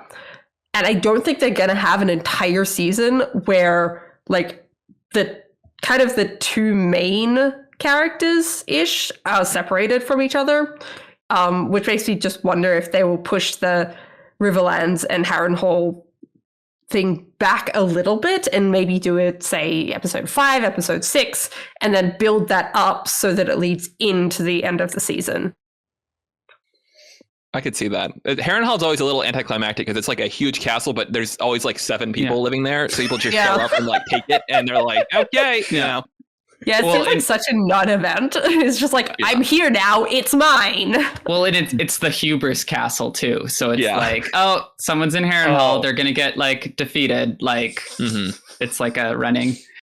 I was thinking about the bastard plot line, and what would be really cool to juxtapose that. I'm trying to place this. I'm pretty sure this is within what we're talking about. Okay. The Alice Rivers. Have you read about Alice Rivers yet, Jess? She lives in Harrenhal. She lives in Harrenhal. And wait, she's yes, and I read that bit. I was like, why am I reading this? I don't understand. So Alice Rivers is a bastard of the Strong family. Who also has a role to play. I don't know how much to say, but I think her role could parallel really nicely if they did like a Jace. I forget her name. Snow. Sarah. Sarah. If they did a Jace Sarah plot line, they could do a parallel with Alice and another character. Cool. I am glad that she has a role and that it was not brought up for no reason. There's been several tangents that I'm like, why are we talking about this? I like some of the tangents, and other ones I'm just like, I don't care. No, that's fair. I think they'll have to expand on Rhaenyra's younger sons too. They are very young, and I thought they'd be a little older, but they like will be relevant. And so her and Daemon's sons like are gonna have to at least be in a little more. And at least one of them has a dragon in the events of the book, at least. Yeah. I mean, makes sense. But that might be like a season 3 or 4. Sure. That's possible. You know, I have faith that they will do time jumps and deal with time very effectively here. So I'm very optimistic, and I hope if they just keep the same creative team that like we can just keep the same quality. Unlike, in Game of Thrones where they run out of material and then the quality goes down. Yeah. Although, like, it'd be interesting contrast, because then if we're thinking season 2 will end when we think it ends, comparatively time is very compressed. Like, they wouldn't be changing any cast members between now and the King's Landing battle. I think I heard that there weren't any time jumps in season 2. So or they weren't going to put any time jumps in. Yeah. So that makes a lot of sense with this plotline.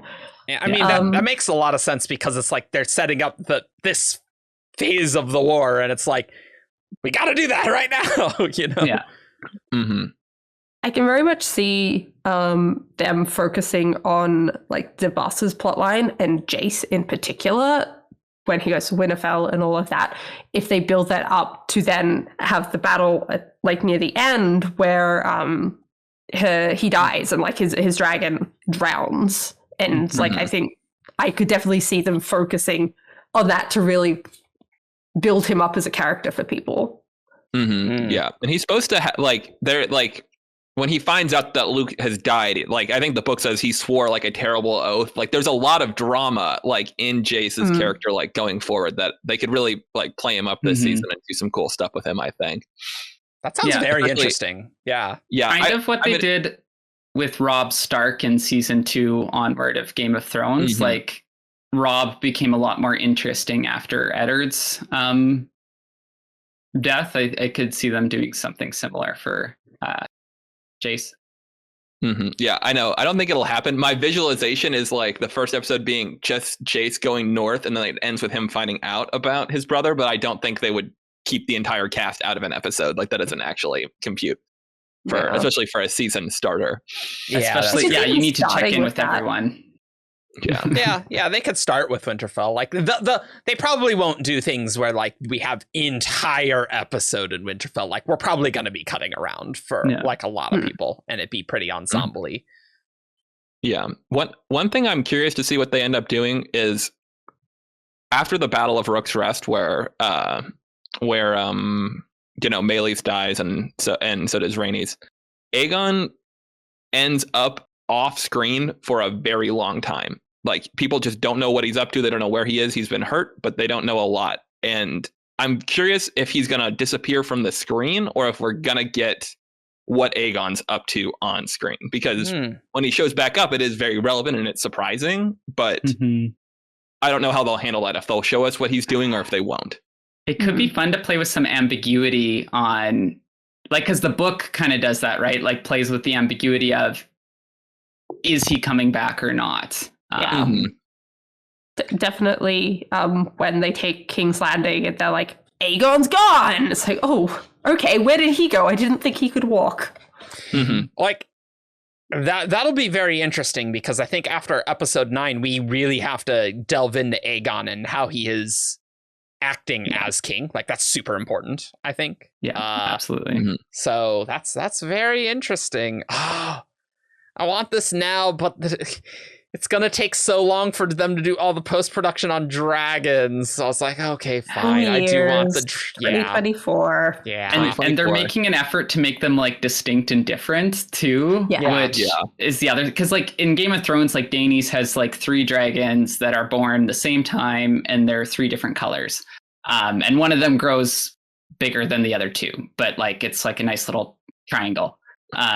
Whereas this, you have like a 17. big range of like ages and temperaments, and I'm cool.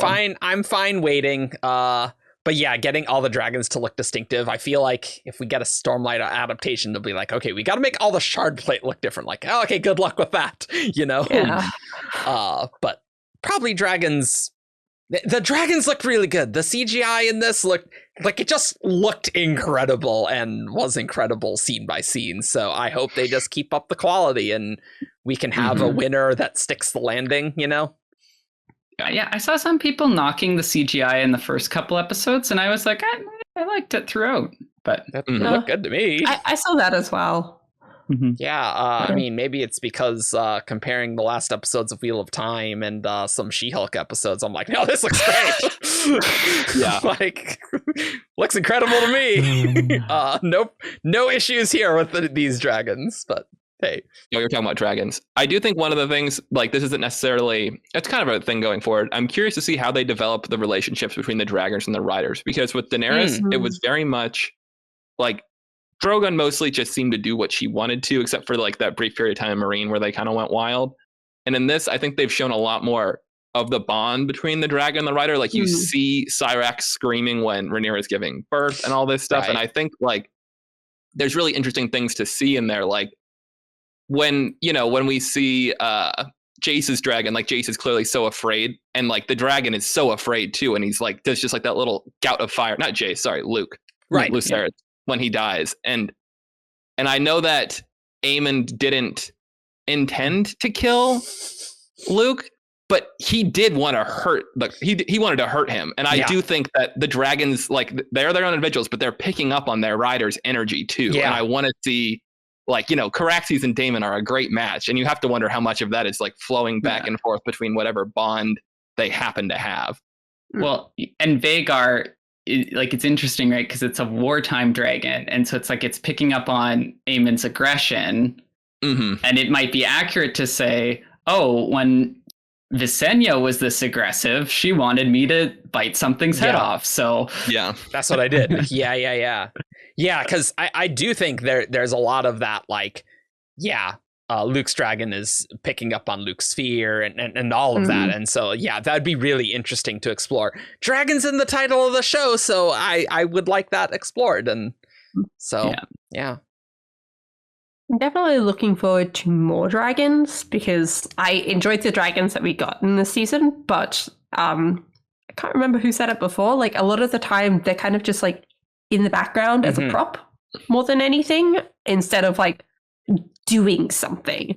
So I'm kind of looking forward to seeing dragons do more things and kind of be characters in their own right that are having actions. Yeah, because like most of what we see is like at Dragonstone, like when Rhaenyra comes the first time, and then the second time, like it's like a threat, right? But they're not like characters, they're not doing things. Honestly, the biggest time other than episode 10 is that fight in the Stepstones with Daemon, right? Yeah, like that which I think they can do battles really well if they keep that up. So that was intense. Cool. Well, we hope you enjoyed this Splintercast. If you don't know, we do content on Brandon Sanderson stuff, and we do a lot of it, but we will occasionally do shows like this where we talk about other things that we want to talk about. And I mean, we will do a House of the Dragon season 2 whenever that comes out, because I'm in. I want to read these books. Maybe that's dangerous. But so if you want stuff on Brandon Sanderson and the Cosmere, we have so much of that. If you're here for more Game of Thrones content, we don't have that. So sorry. But thanks for being with us for a bit. Thanks for watching. Yeah, and if you want to know more about us, you can find us on 17shard.com for all your Brandon Sanderson news, discussion, theories, and fun that you could ever want. You can find us on Facebook, Twitter, SoundCloud, YouTube. Subscribe if you want Brandon stuff. And you can support our Patreon for as little as $1 a month. And that's what you can do.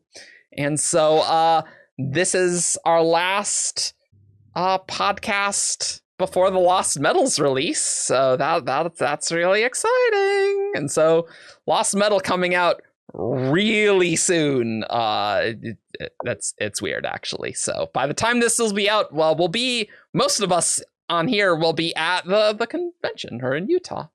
So that'll be kind of weird. So stay tuned for that, and we'll see you all next time.